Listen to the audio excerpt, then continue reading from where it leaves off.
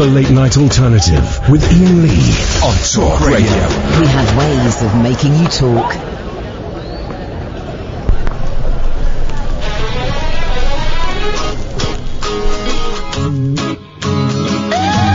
Pump it louder, please.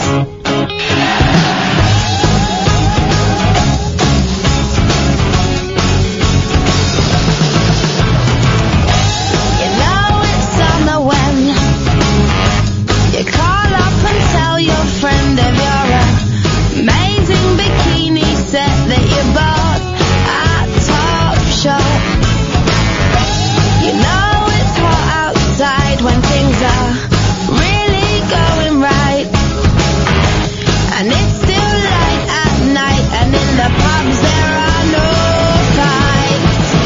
Go, Mr. Sunshine, go, go, Mr. Sunshine. We're gonna rise up in the sky and say hello. The streets are like a fashion show.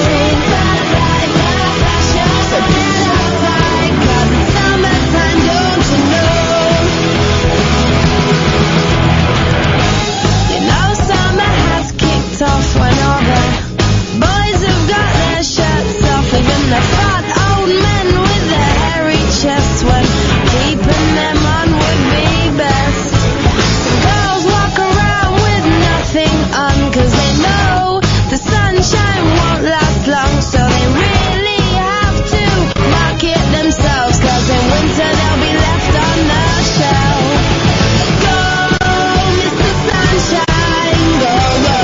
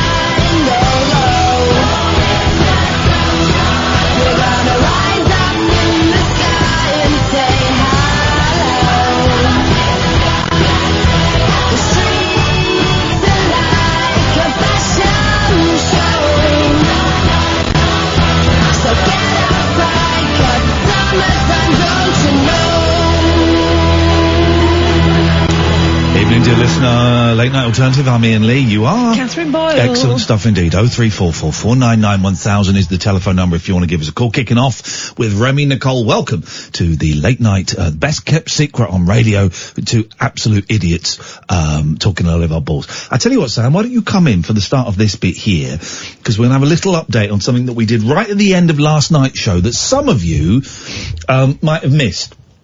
And this is very important. This is the future, I believe. You can still call in. We'll just take calls straight to air. 0344 499 1000. After 11 tonight, we've got Michael Galinsky on, the director of All the Rage, that film about Dr. Sarno that some of you will have seen. He's also doing a book about shopping malls, which I've seen bits of. It looks cool. But last night, Catherine, tell the boys and girls, the ladles and jelly spoons, my brilliant idea that get more listeners and callers to the show. Well, we put the show on Tinder.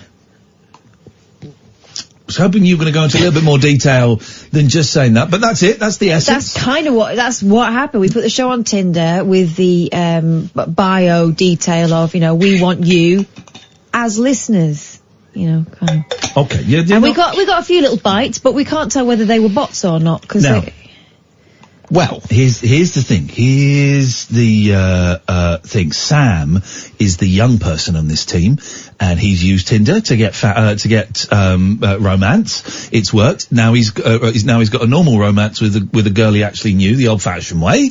But you set up our Tinder profile for us. What's the latest? How many hits have we got? What's it looking like? So every 12 hours, you like a certain amount of people. So as soon as that was up earlier on today, I just started liking everybody again. Yeah.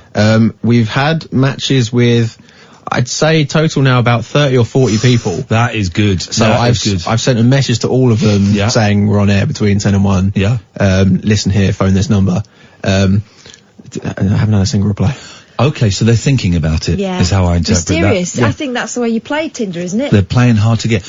Would it help? Because the picture is me and Catherine. Yeah. Would it help if it was the picture of Catherine's boobs? No, come on.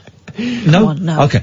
All right. Would it No, help? because then they'll just think that it's like the phone numbers are pay as you. Yeah, exactly. We'll get some phone calls though. Okay. Well, all right. Would it help if on the picture we put some text on the picture? We want you to call our radio show. Would that help? So the picture comes up and it says that in big letters. Well, I'm asking the young man who's actually experienced this. I know, but- Not Grandma Gherkins. I'm experienced it in a personal use. Grandma I'm Gherkins. I don't know where that name Grandma Gherkins. That was the best example of an old name I can come up with. Gherkins. So I do apologise. it's out there now. GG. It's gone. Go on, Sam. Sorry. Yes. Yeah, no, sorry, I'm only experiencing it personally. I've never, funnily enough, used it for a radio station before. Okay. So. Okay. I'm just thinking, yes, sir. from a sensitive female point of view, what do we really want from them? We want them to listen, don't we? More importantly than phoning in. No, I want them to phone in. But these are shy people. You can't meet people in real life. So, why don't we say, Hey. we'd love you to listen. We'd love it even more if you'd call. But that's a lot to. I don't want that on the picture. That's too much to put on the picture. It But needs with this to be thing, I'm thinking we've got 9 pictures that we can put up there. So I Okay. think we should just try and get the whole spectrum. I think computers in it. I think that's a joke for 46-year-old men like myself. It's a joke for myself. Okay, I think the home picture should be the one that they will, which is a good swipe, which is a bad swipe. Right is good. Right is good. So Left, leave it. because I instantly went left for good in this. So they need to, Well, no, Tinder need to work on that. That's because I went, which is the good left, which is the right, wrong. Right is if you're a bit of all right. Left, you're left on the shelf. Yes. Okay, that works. Okay, that works for me. So do you have, here's the thing, I'm gonna say something that is embarrassing for a 46-year-old man that works with computers. I work in PC World. I struggle. I don't know how to put words on a picture. I don't know how to do it.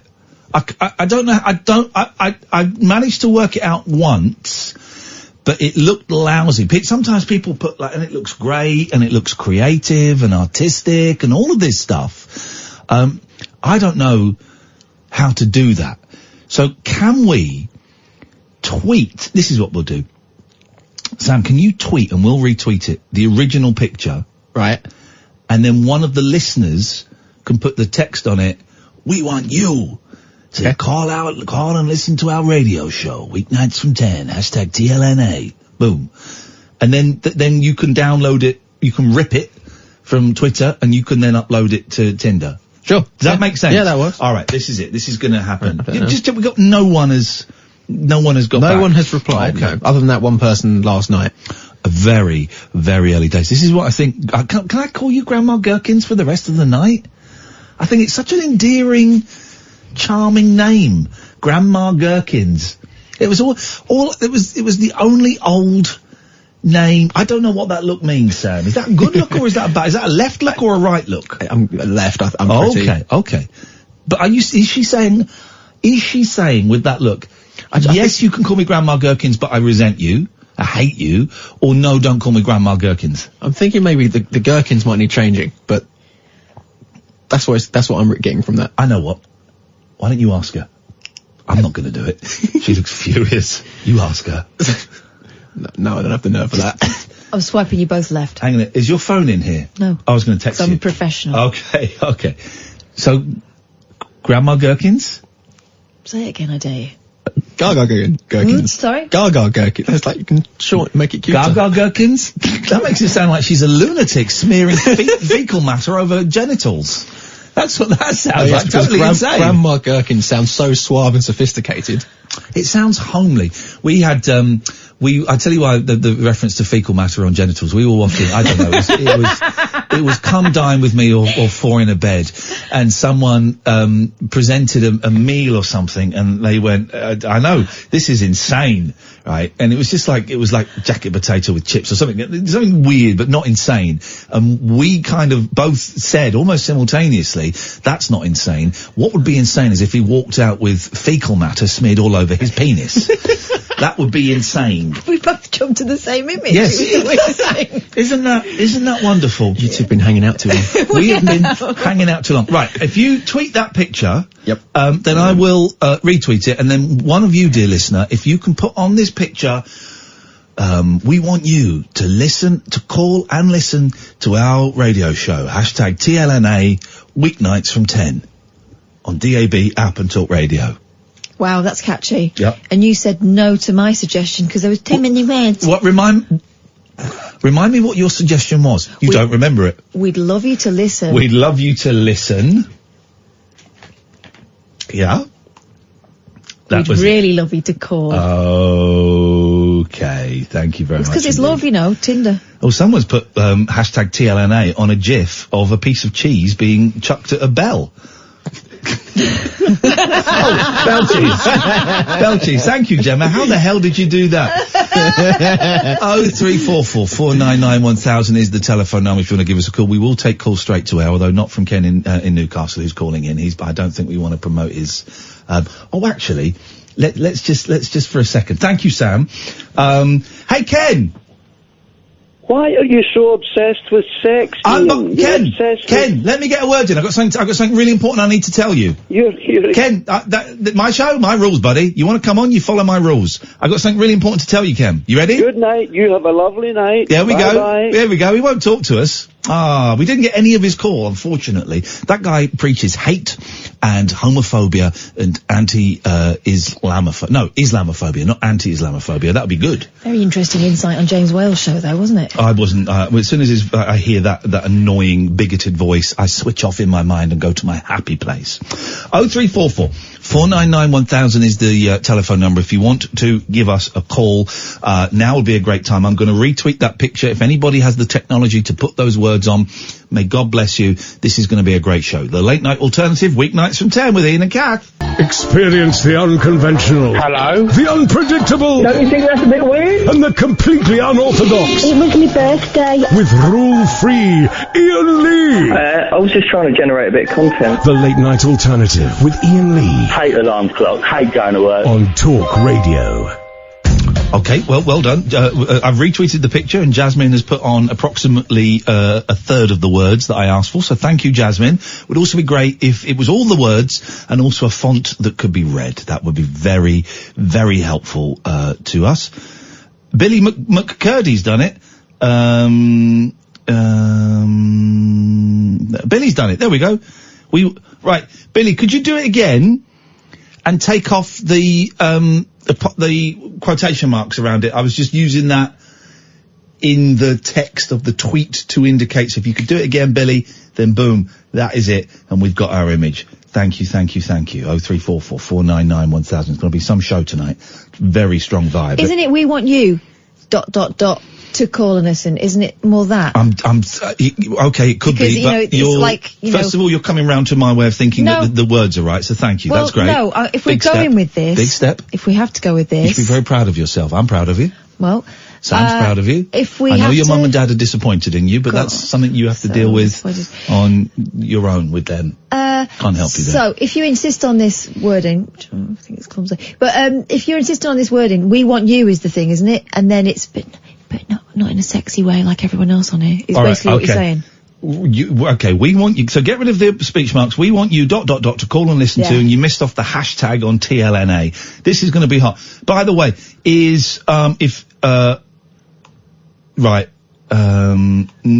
Aaron, that's awful. Jasmine, Jasmine, I don't even know what you're doing. Now you put the next third of words on, but on a different thing. Right. And Gareth, you're blocked. You've just used that Faceapp on us. Let's go. Yeah, you know what you're doing there as well. You're handing our information to the Russians. They can use our images. We'll talk about that in a minute. We will talk about that in a minute. Let's go to Jake. Good evening, Jake. Hey, how's it going, Ian? Very, very well. I've got a bit of a sore throat, Jake, but I'm powering through it. Luckily, I made a mistake on my last Tesco shop. There's no such thing as a mistake. There's only happenings. And instead of ordering 2, ginger, fresh ginger. Yeah. Instead of ordering like 2 little bricks of it, I don't know what it comes, instead of ordering 2 little roots of ginger, I ordered 2 kilograms of ginger. So I've got shed loads of ginger. So I'm going to make myself some nice ginger tea, buy some lemons on the way home from the petty station, going to have some ginger and lemon and honey, and I'm going to cure my sore throat. You can do it right now, please. Anyway, Jake, what have you got for us, mate? Well, I was calling in. I phoned in a couple of weeks ago with baby Ellie, or baby Alan, as you like to know her. Baby Alan, of course. I'd forgotten that the show had its own baby, but we do. Good job he hasn't. It's your baby, but it's technically our baby, and when she's 18, she comes and works for us. That's the rule. How is our baby, the show baby, doing? Been doing amazing. I mean, she's coming up to 4 weeks now. She's coming up to 5 weeks, sorry. It's all a little bit fuzzy those first few weeks, isn't it? It's all a little bit sleep deprived. Things are appearing in different cupboards in the kitchen where they don't normally belong, and, mistakes are being made due to lack of sleep, I think. But, she's doing amazing. She's hulking out now, putting on weight very rapidly, opening her eyes a lot. There we go. Looking around, all sorts of things. Won't stop eating, that's the main thing at the moment. Good. That's all good. From what I can, here's the thing, right? Everything you are doing with your baby now is the most important thing that you can do. And you've read all the books, you've spoken to all the classes and all of that stuff. I can't remember a single thing about bringing up a baby. I can't remember anything that we had to. It's all gone. What I can remember is going and hanging out with the other mums and looking around and thinking, oh God, I'm not doing that yet. I should have that cup. Oh, we should be moving on to that now. And they were the people I took the lead from, but actually when you look back, it doesn't matter. It's not like the kid's gonna go, oh, I can't believe you didn't get me that Tommy Tippy cup until I was, however many months old. It all comes in time, but it does seem like it's like a computer game at first, isn't it? It's like, the baby's crying, I've got to work out what goes where. Yeah. No, she's leveling up at the moment, if that's the case. Good. Boss level. Yeah, she's doing so good. Nice. I'm really proud of her. How are you feeling? I'm doing really good, at the moment. Doing fantastic, The last few weeks have been intense, but not in a bad way, nothing like that. And sort of me and Mum are just sat having a quiet night tonight. Having a cheeky little spliff? Is it? I wish, no. Of course, I'm joking. Well, listen, thank you for the update. Did we send some? Absolutely, yeah. You got it, did you? Yeah, absolutely. I They thanked us for it. You didn't thank me? They did. When? Oh, well, I think we phoned in. I think it could just have been Kath on the radio that night. Right, okay. Wow. Right, okay. Okay, so the guy... okay, alright. I would like that sent back to me immediately. Please, because that is outrageous. Well, good. I'm glad. I'm really glad. Catherine didn't pass those thanks on, and I think that says more about her, Jake, than it does about anybody else in this situation. So I'm good. I'm glad. Jake, no, but anything else? So much, No. That's it tonight. I just wanted to give you guys a wee update and just let you guys know what's going on. Thank you. Thank you very much indeed. That's Jake, and that's the baby Alan. I think I've sent you one, Sam. If you can upload that as our main picture. Lewis, that's awful. I don't know what you've done there. Okay. People are starting to be very, very silly. So the Faceapp thing, you're right, Catherine. It's, Lane has put one that says phone in, arseholes. Right. That doesn't help anybody. That really doesn't help anybody. Have you seen this one? Go on. Sexy locals in your area want to meet you. Call 0344 499 1000 for some fun. Leno's put the text, I remember touch the truck. Okay. Thank you very much indeed. Right, we're sorted now, so we don't need that. If anyone spots us on Tinder, if any of you horn dogs or horn bitches... Oh, no! That's the name for a lady dog. Boy, when you teach your kids that some swear words aren't always swear words, they're 50% good words. Oh, they really enjoyed... Daddy, what's a bitch? Oh. They really enjoyed bloody. Yeah. They like bloody. I taught my kids when we were going down the water slides that you're allowed to shout out swear words if you want. What? Yeah, I went down with my youngest and I let out a spontaneous yeah. And I said, "You're allowed to do that." Sam's looking at us. Have we got a bite? No, there's just a small issue with the whole putting a photo with words on mate, it. Yeah. So the problem is that because... By the way, I don't want problems, I want solutions, but carry on. I know, it's fine. So because you've put words in it clashes with when you look on someone's profile, you see their details comes up at the bottom of the picture. Oh, so we need it up the top. Yes. No, I've sent you one that's... hang on. No, you sent me where it's at the bottom. This one. This one's at the top. Why don't you have you use that one? Because it's also got text at the bottom. Right, can we do it with text at the top, please? The only one I've got with text at the top is phoning arseholes, and I can't really... So can we do it with text at the top, please? So Sam gets his thing. Thank you. So go on. This Faceapp. Here's the thing. Faceapp was out before, and then it disappeared, and then now it's come back. Yeah, what was Faceapp? What were they using? Oh, it was an app for faces. I know, but was that not the gender swap? What the last time they put one out was and everyone went nuts about that as well. Okay, well now there's the and everyone's doing the thing where it makes them look old. Everyone's doing it, but it's not it's not good. It's not good. No, they've issued a privacy warning. Faceapp is provoking a combination of delight and repulsion, isn't it? Revulsion among the huge number. Repulsion works. Huge number. You repulse me. You revulse me. See, revulse isn't a word, so it's repulsion. So it's right. Carry it. Continue. And that's why you repulse me. Did that come out, that last bit? Yeah. I've got to work on that. That internal, external monologue it's thing. Bad enough the lower body incontinence, never mind the incontinence of the mind. You went there? Okay. Well, you went there. There we go. Repeatedly. Faceapp is provoking a combination of delight and repulsion amongst the huge number of people using it to turn themselves and each other older. The app uses artificial intelligence written in red on the Independent. No, it doesn't. It uses an algorithm. To change your photos, changing it so that users look older or swapping their genders for on stance. But the terms of the Russian-owned app, yes. I gave my 7-year-old a beard, and he looks like an incredibly handsome 23-year-old now. It's amazing. Terms of the Russian-owned app have led to a number of warnings about what they could actually be doing with your photos. It's Huawei all over again. Go on. Listen up, dum-dums. When you submit a photo to the app to change how it looks, it makes its way onto Faceapp's servers, and it's not entirely clear what's happening when it does. Faceapp has to select and upload the user's photos to ensure it can be altered. The changes use Faceapp's artificial intelligence tools, which run on its servers. Artificial intelligence, that's a different thing altogether. And so the photo must be given over to the app. But you might be given over more than you realise. Numerous people have pointed to the fact that those photos can be used by Faceapp and not just to make you look different. Right. The terms give the app the ability to use those photos in just about any way without giving anything back to the users who first created them, the app makes clear. This is a quote, you grant Faceapp a perpetual, irrevocable, non-exclusive, royalty-free, worldwide, fully paid, transferable, sub-licensable license to use, reproduce, sub-licensable license. I know. Modify, adapt, publish, translate, create derivative works from, distribute, publicly perform, and display your user content and any name, username, or likeness provided in connection with your user content in all media formats and channels now known or later developed without compensation to you. Is what Faceapp's terms say. Scumbags. Absolute scumbags. Here's the thing. Let's go over to Russia and let's kick their asses. I'm not scared of them. We've got the finest military in the world. Right? We won World War II. Let's go and beat Russia. Let's go and shoot. Let's go and assassinate Putin. Didn't Russia help us win World War II? No. They're the enemies. What we do, we go over there and let's just nuke them. Here's the thing. We nuke them first. What are they going to do? Nuke us back? No, they can't. We nuked them.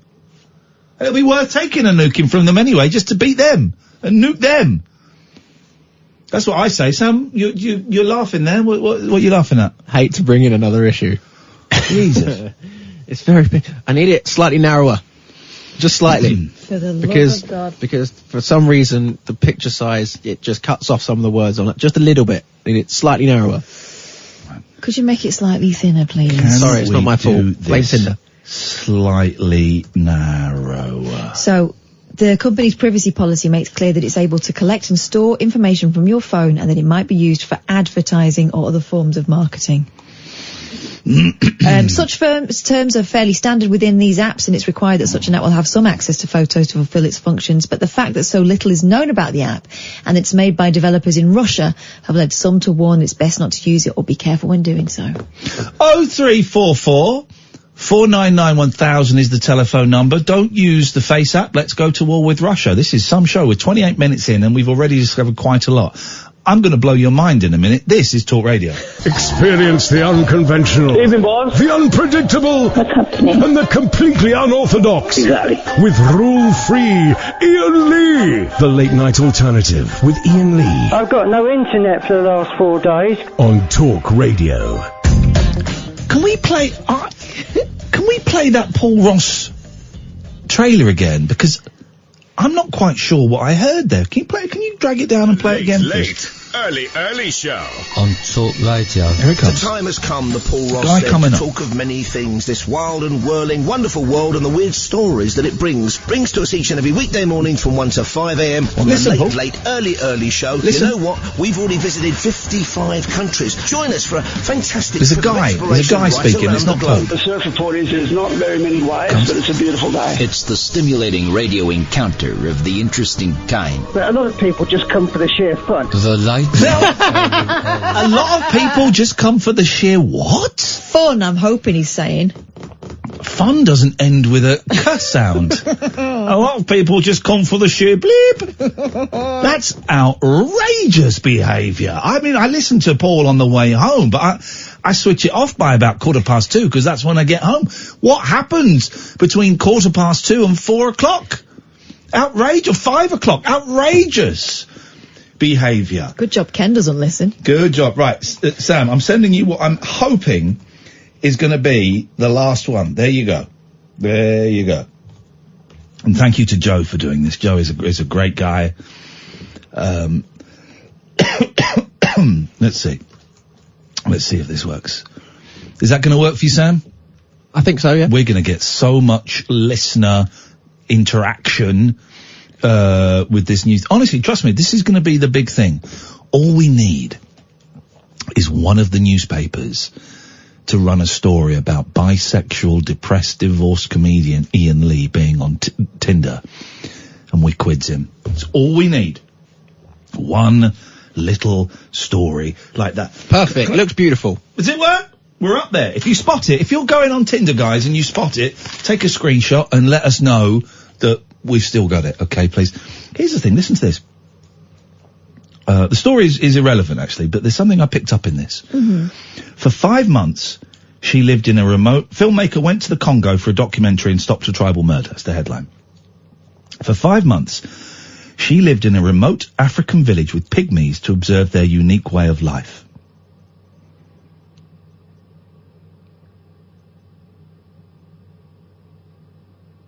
Do you want me to read it again? For 5 months, she lived in a remote corner of the jungle. What? For 5 months, she lived in a remote African village with pygmies to observe their unique way of life. Right. Do you not find that sentence amazing? Why? I didn't know pygmies were real. Oh, shut up. I did not know. I did not know pygmies were real. Come on. I thought it was just like Indiana Jones, like stuff made up. I genuinely, I'm reading that going, what? And he's a wee fella. There's a picture of him. He's a wee fella. Yeah, but they're only like 4'10" or something. I That's not. did not know that pygmies were real. You thought they were like Oompa Loompas. We're treading very, very close to racism, but I think we're just on the right side of it. You thought it was a made up Yes. people. Yeah, I did. I mean, they used to get referred to a lot when we were kids about, pigmies. Yeah, I didn't know they were real. Honestly, I'm not doing anything. I had no idea. I read that and I just giggled. I thought, oh, it's like if you read a story. For 5 months, she lived in a remote African village breeding unicorns to observe their unique. It's like, I just didn't know. I did not know. Let's go to, let me take this call number 2, because this looks like something fake. Hello, line 2? They're gone, I thought so. Let's go to Nigel. Good evening, Nigel. Hello, good evening, Ian. I've rung you up because I'm a bit stressed at the moment. Okay. Can I tell you, my phone's been cut off and my laptop. At the moment, I'm on a pay-as-you-go phone, the one I bought Mum when she was in hospital. Right. Okay. And it's £5 for a couple of calls, and they won't put my, I'm sorry, they won't put my phone and laptop on unless I pay £400. It's because I've not been paying very much for my bill each week, like £30 at a time, every fortnight and stuff. I'm not sure what I can do to help with this situation, Nigel. No, it's just that I'm very annoyed that they can't put it on for at least £100, which is a lot of money for me to spare next week. Nigel, when did you last speak to your advocate that was supposed to be dealing with all these companies for you? Well, he hasn't been in contact with me, and I've lost his number. Is that because you told him that you didn't need him anymore? No. Well, that's what you told us. You said I can't find his number at the moment. That's what you told us. You said to him that you didn't need him anymore. No. I wanted to ring him this week, but I can't find the number. It's just because you told us that you'd started dealing with the telephone companies because you didn't need him to do it. Well, because they weren't so strict as they are now, but I didn't think they'd be doing this to me. Thing is, Simon could have sorted something out that meant that, whatever you offer, they're going to take off you, but Simon could have got you a better deal. But I've still got to pay the bill off. Have you though? Did Simon tell you that?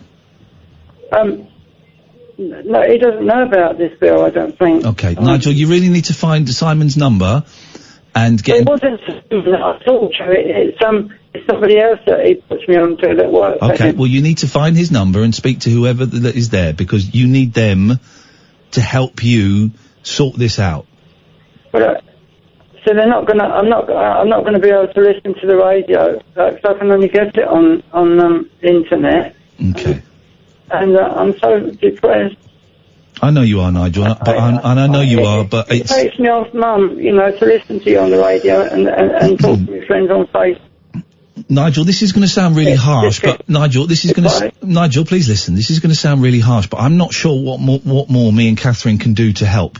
No, it's just that if I borrowed the money, I could have paid £100 back a week. But it's finding someone who can lend me the money, Well, no, it's not. It's getting out of that deal with the phone company and I pay £15 a month for my phone.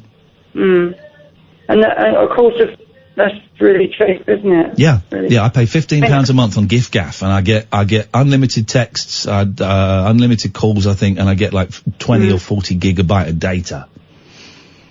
And I only use Facebook, and Facebook is free, isn't it? Do you phone, I'm going to ask you a really personal question. No, I don't ring anybody, only my brother and you. Okay, alright. Nigel, I don't know what more to say, mate. I really feel... be able to help out. How would you like me to help out? Well, with some of it. With the money? With some of it, even if it was half, I could pay it next week. I can't do that, Nigel, I'm afraid. Oh. I can't give you any money, I'm afraid. I know you can't, but I'm really sorry that you're in this situation, mate. I really am. But Catherine and I have gone above and beyond, and we've bought you food. I know. And we've chased MPs, and we've chased this advocate. I always want to say advocate when I say that. And the council, and we gave you all of the tools that you needed to get through this. Now, if you choose not to use those tools, that's fine. But that's your decision. No.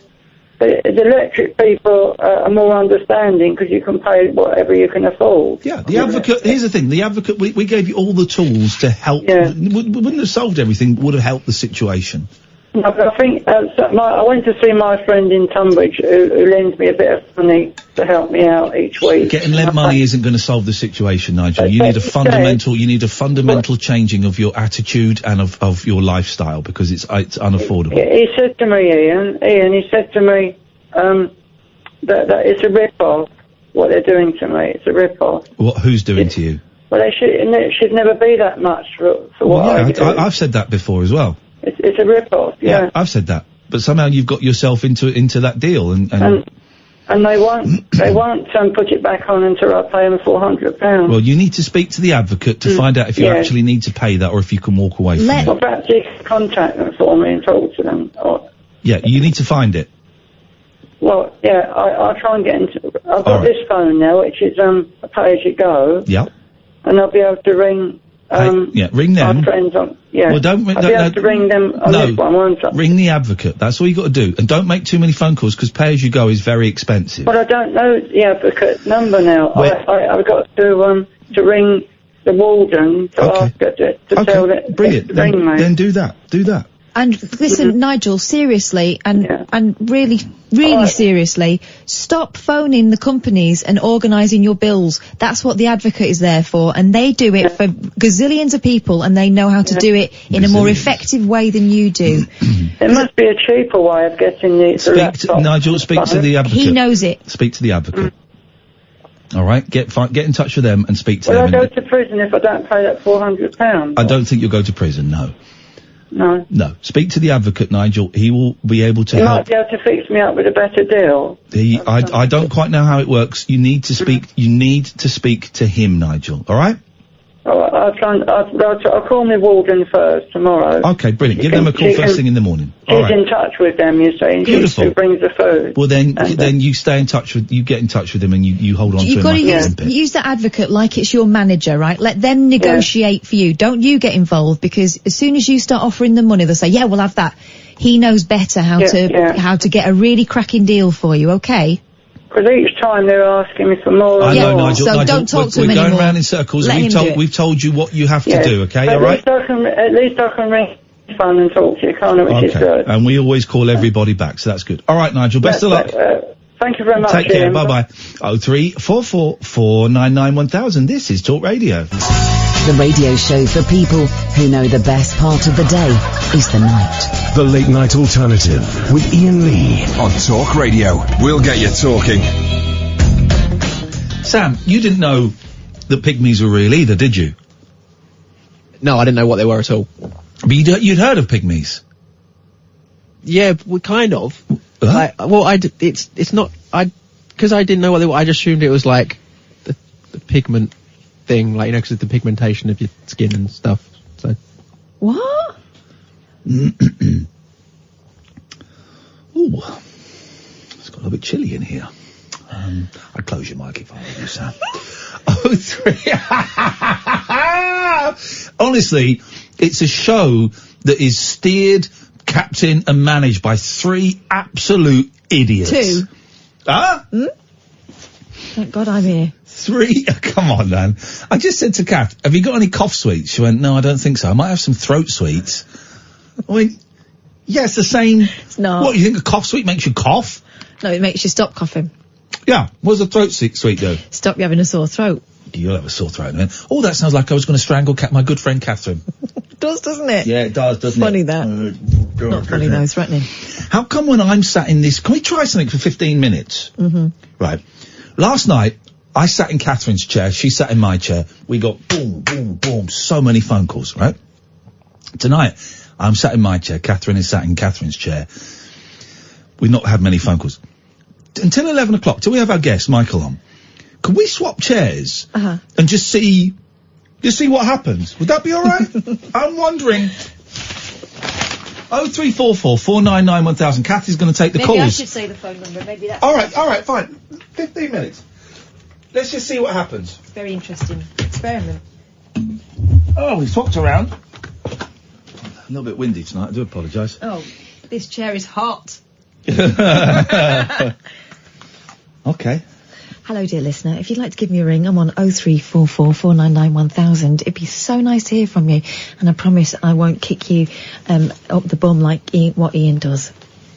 I'll stroke you. A lot of people have said...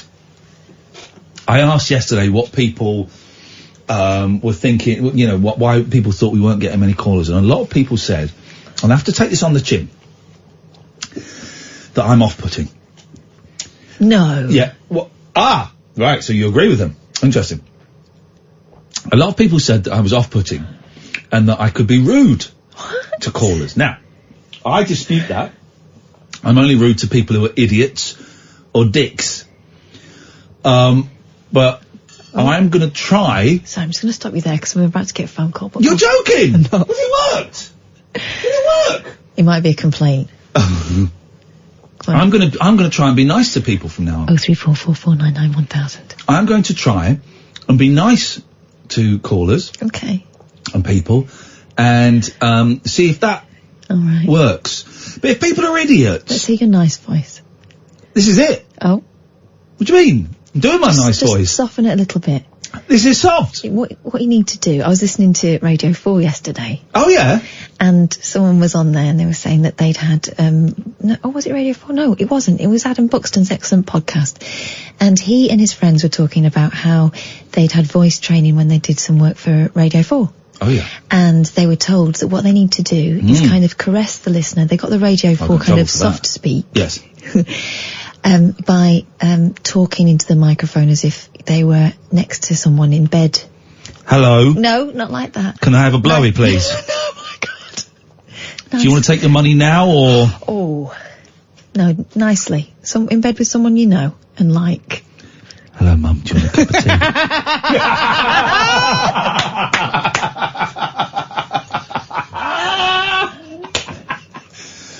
Shush now, Lorna wants to speak. Hello, Lorna. Would you like a cup of tea? I'd love a cup of tea. All right, love. I'll just nip downstairs and get it for you, darling. Okay, I live in a bungalow. I don't know how you can get downstairs to you. Take a spade. Go on, you talk to her now, Catherine. Yeah, well, okay. Yeah. Hello, Lorna. Thanks for giving us a ring, love. That's okay. I just wanted to apologise because a couple of weeks ago I called you on the on one of your rabbit hole shows when you did it on Skype or something. All right. And I phoned you. I don't know how I managed to. It accidentally went through to you, and you were like, "Oh, you're live here at the show now." And then I got all excited and managed to cut myself off. Oh. Oh, blimey. So, I'm sorry about that. Oh, don't apologise. We cancelled the show after that phone call. We just stopped. We went home very upset. Yeah, went home, cried. We didn't. Chucked a cat out of the window. No. Yeah. And I know you didn't, because I saw the tweets afterwards saying about what a good show it had been. Exactly. Anyway, so don't listen to him. He's full of it. What did you want to say, Lorna, or is the time gone? I'm just saying hello. That's all. Because I phoned last year to be one of the correspondents for the filling in the book. The journal thing. Oh, yeah. Yeah. And it never quite got as far as me. No, I was third on the list. It got ruined. It got ruined because we didn't put you first, Lorna. We should have sent it to you. It would still be going. I've got them in my boot. What are you doing? I've got the official book. Have you? You've taken my book. I thought I had both. I thought they'd been entrusted to me because you didn't want to see them ever again. No, She said that she the wanted diary. to be a correspondent. Yeah, remember the diary that we used to send She wanted her? to be a correspondent. Is that what you meant, Lorna? You meant the diary last year, didn't you? Yeah, the diary thing. Why don't you listen? Why don't you listen? See, now... No, you're both right, because That's okay, Lorna. That was probably my fault. No, it wasn't. It was me. I wanted. It was your fault. You're right. Yeah, exactly. I wanted to have the diary last year, but then now I do want to be a correspondent. Jesus Christ, woman. Hey. What? Patience. I'm being nice. Breathe. I'm not sure what I can be a correspondent of, really. You just let me breathe. Right. So. Sorry, Lorna. He's very discombobulated. I'm trying to be nice. So what is it? What is this she wants? Ask her. She's there. Don't talk about it like she's not there. I'd like to be a correspondent for the TV. If I can. TV soaps and dramas. The TV soaps and dramas. Yeah, you know, like Hollyoaks Late Night when they swear. All right. What's happened on Coronation Street this week? Well, Gary's about to get found out, isn't he? He's murdered that loan shark, and now the police are getting on to him about the roof at the factory. So, not Underworld. Underworld, yes. What was the name of Mike Baldwin's nightclub in the late 70s, early 80s? Oh, do you know what? I don't know, and I've been watching those old episodes on ITV3. I'll give you a clue. It's the something club, and the word begins with G. The G Club. GR. The Grey Club. The Grease Club. G-R-A. Great. G-R-A-Fiti. The Graffiti Club. Well done. Oh, she's good. Oh, the Graffiti Club where, what's his name, got stabbed outside of? No, he didn't get... What, you're thinking of Brian Tilsley?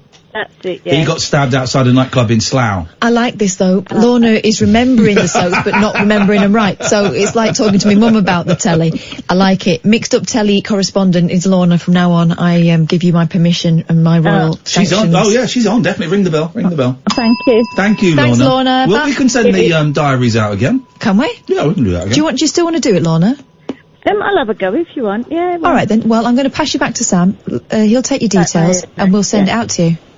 Okay then. Don't let us Thank down, you. Lorna. You know what happened last time. It got very tense. Thanks, Lorna. Bye. Let's talk to Tony. Hello, Tony. We're getting loads of calls. We've got Tony and Nelly as well. Tony, what's happening? What's happening with you? Do you know, I've been listening for a year. I've tried calling so many times, and every time I've not got through. So hi. Is it because you're on speakerphone? Oh, I am in speakerphone. I'm in a car, but I can put it onto normal. Sorry, I know that's not. You won't be in you won't be in danger in life, will you? You're not driving. No, I'm not driving. Beautiful. We can hear you loud and clear. Talk to me, Tony. What's going on in Tonyland? Am I on the air? Yeah. I know. How do you mean you've been calling for a year and you've not got on? We let everybody I've on. been listening for a year. Every time I bloody call, it's like beep, beep, and you're from the switchboard. It's really annoying. But listen, I've got a question. I love the show, by the way. Here we go. Can you name me 3 characters out of Beverly Hills Cop? There's the cop. There's Axel Foley. Is that right? Is that Beverly Hills Cop, Axel Foley? Have you lost interest, Tony, or is it just us? Hello? Yeah. Hello? Hello? Yeah. Axel Foley. Axel, yeah. Oh, there's, the detective that Judge Reinhold plays. Yes, what's his name?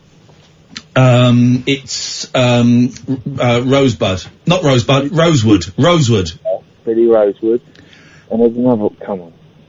I know like 5 of these off the top of my head. Okay. Sergeant Taggart. Characters from Happy Days. Sorry? 3 characters from Happy Days. I can name you 10 characters from Happy Days if you wanted. Oh, 10. Go on then. Can you beat 10 or are we going for 10? I don't reckon they're going to do 10, but go on, try. Right. Ralph Mouth.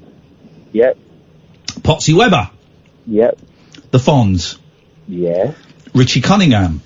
Yes. I don't need help on this. Joni Cunningham. Yes. That's 5. Mr. C. Yep. Mrs. C. Yep. Al that runs the diner.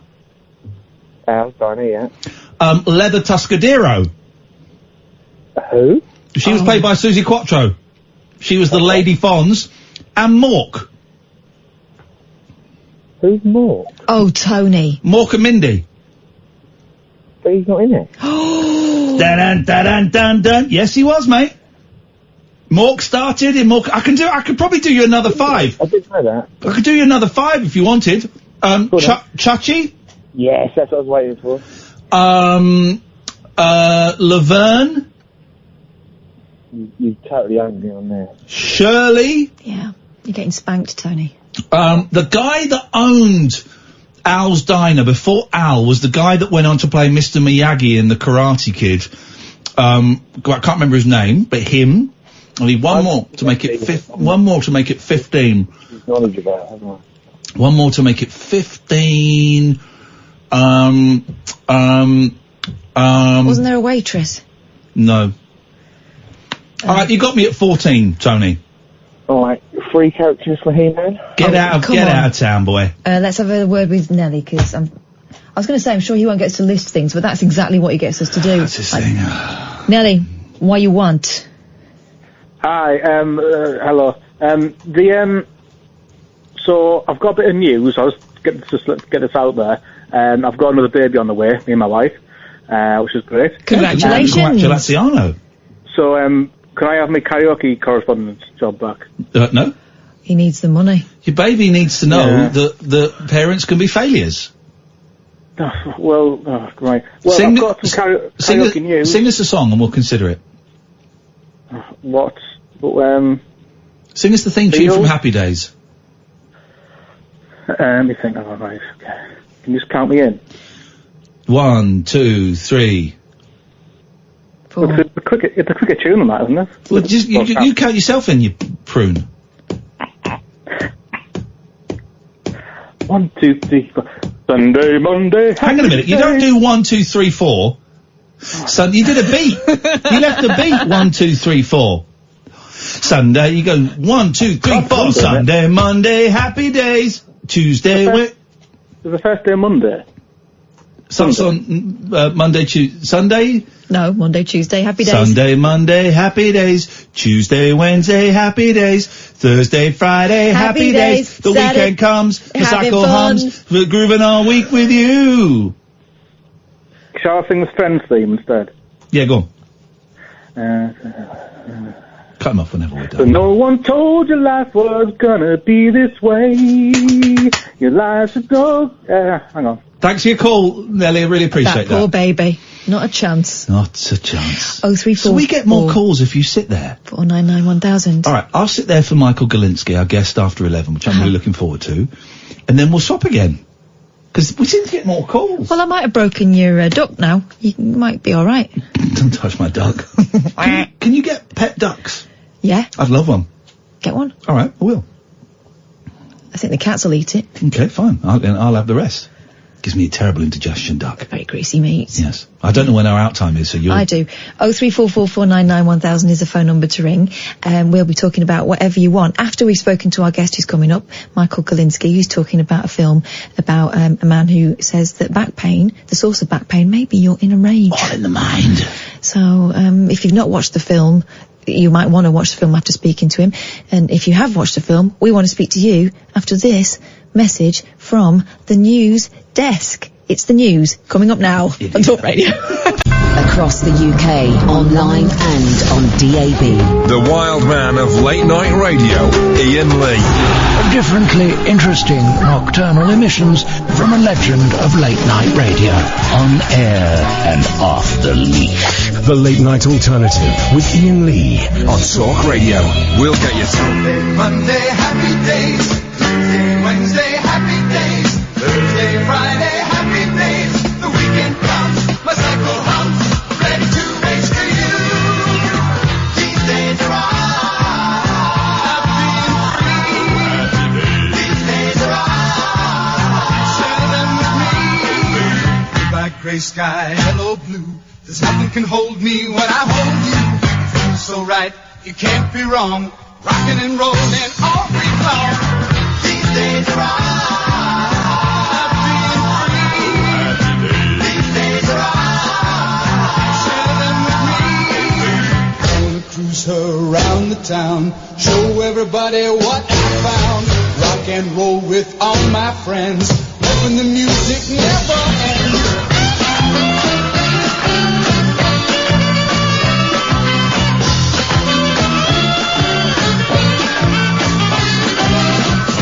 Monday, happy days. Tuesday, Wednesday, happy days. Thursday, Friday, happy days. Saturday, what a day.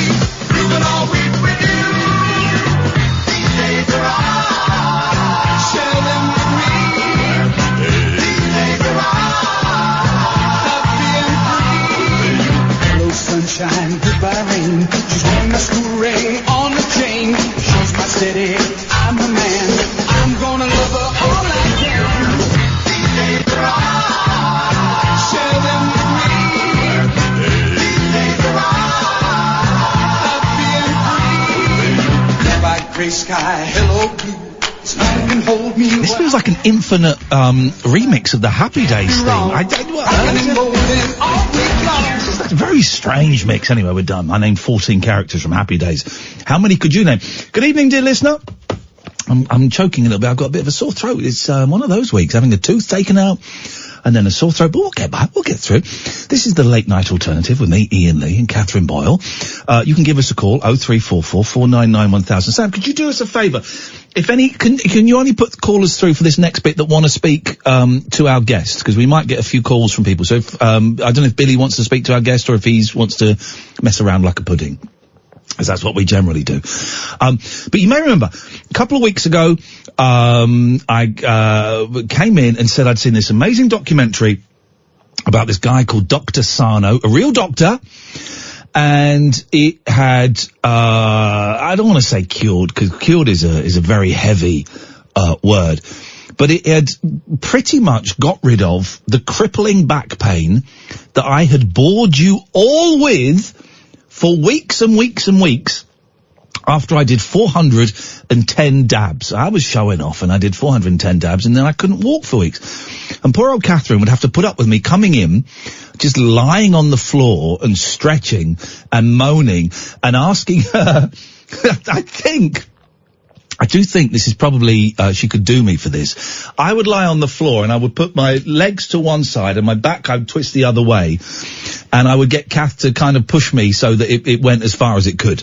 I think that is probably not within, a job description thing. And she would, and she put up with it, and I couldn't walk straight and I couldn't walk properly.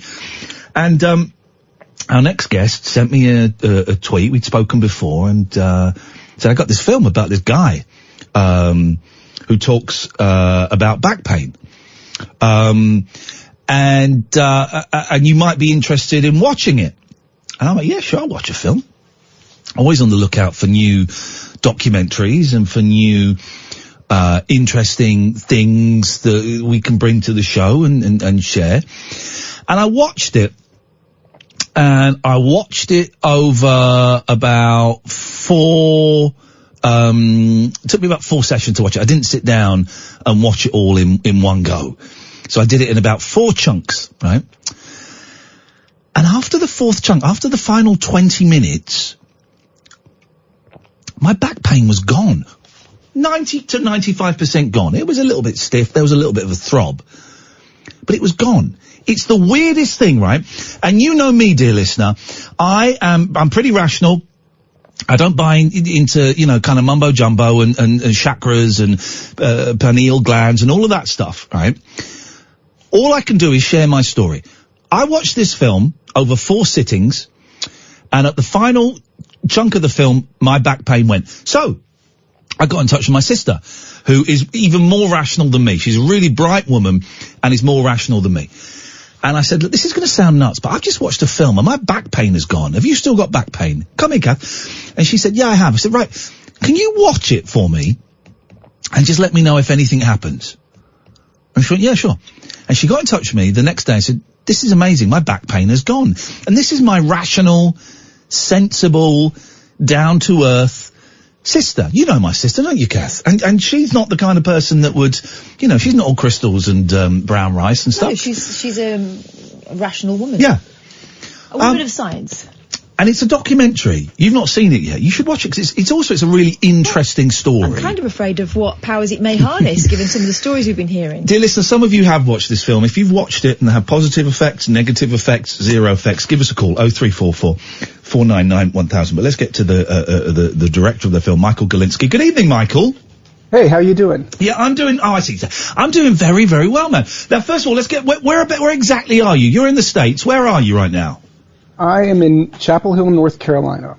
I don't know anything about it, but it sounds lovely, doesn't it, Kath? That sounds it's like a nice proper little college town. I like the sound of it.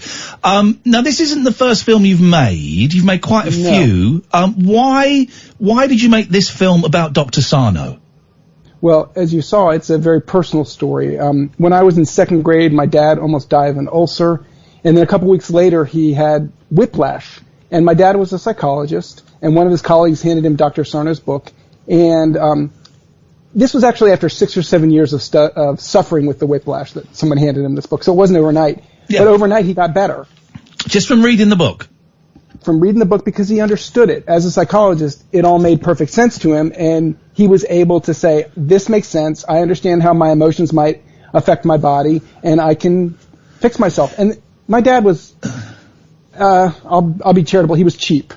But he still bought a box of the books, and he gave it to everybody he ever saw who had pain. Wow. So my whole childhood, it was around. I always saw this book. And then about 10, 15 years later, my brother was crippled with hand pain. He had, was told he had RSI, this or that. He couldn't type. He couldn't drive. He'd given me his car. Yeah. And at that point, my dad had kept telling him, read the book. And my brother was a graduate student in psychology, but kind of social psychology and very scientific about it. Yeah. And he was like, it just sounds like bunk. I can't do it. And then my dad said, listen, I'm not going to talk to you again if you don't go see Dr. Sarno, because he was told he had to have bone carved away from his collarbone. And my dad was like, that's it. Go effing see him. And he did, and 3 weeks later he was better, and he took his car back from me. Now, it sounds like nonsense, right? And if I had not had the experience that I've had watching the film, I would be kind of smirking, and my tongue would be in my cheek, and I'd be kind of calling you out for bullshine, because it sounds ridiculous. But it does. But, and also for those who, it's not a film. I watched it passively. It doesn't give you instructions. It doesn't give you exercises to do.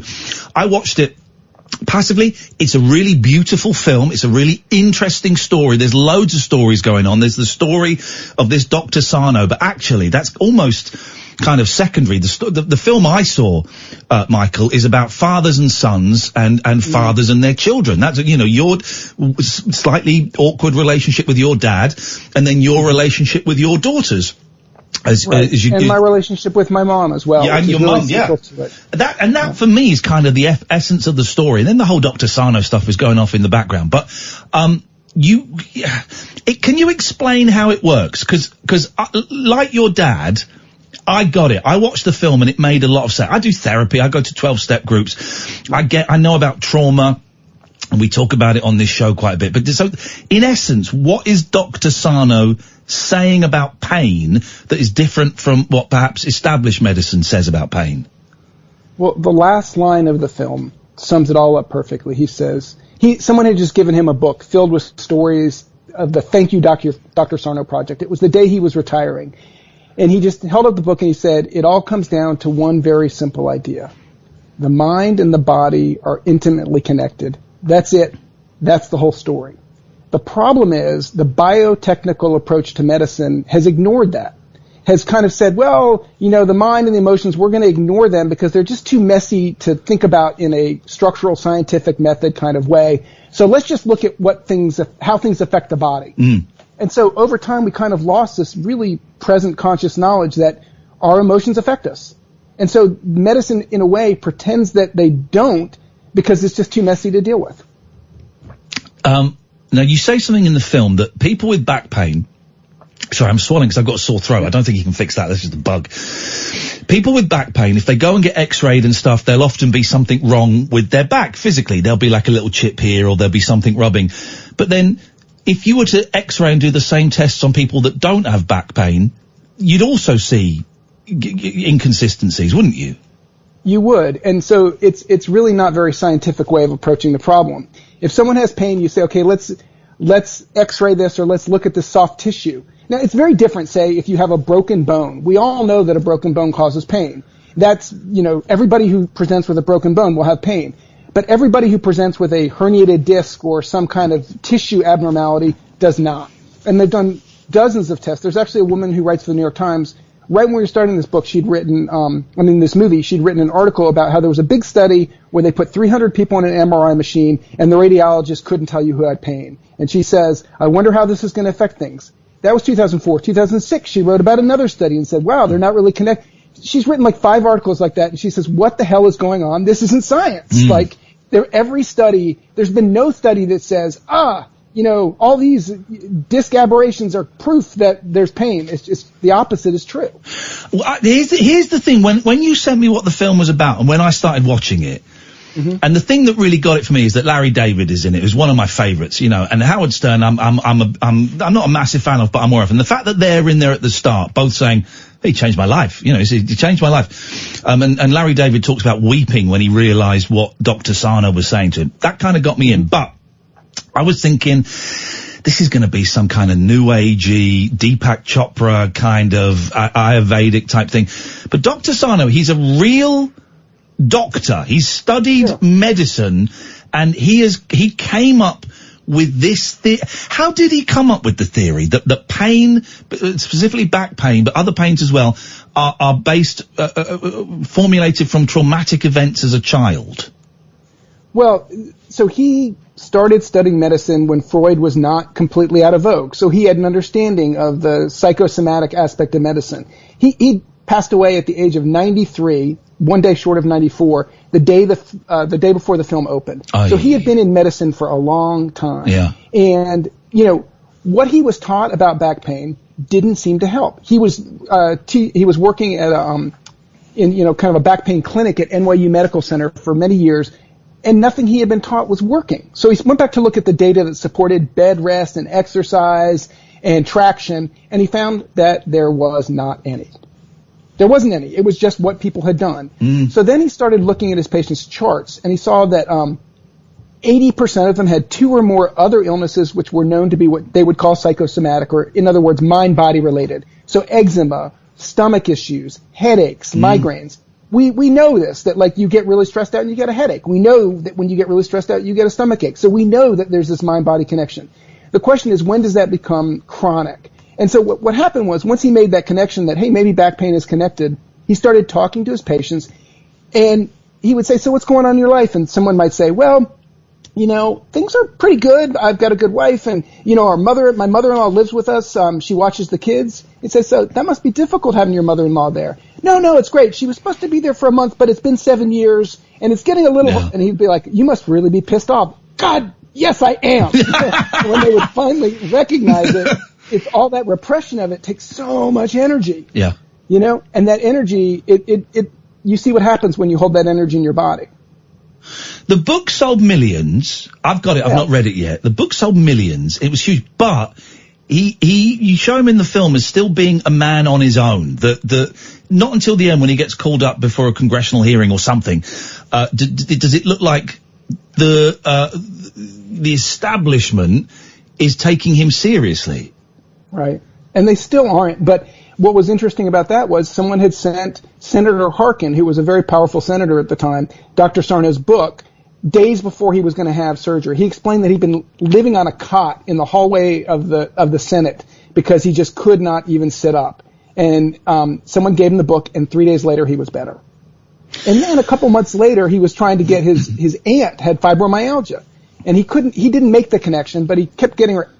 He admitted, he said, listen, I'm the head of the healthcare committee. I can get her the best doctors, and I did, but nothing helped. And then a few months later, she called him and said, hey, I got this book, Healing Back Pain, and it cured my fibromyalgia.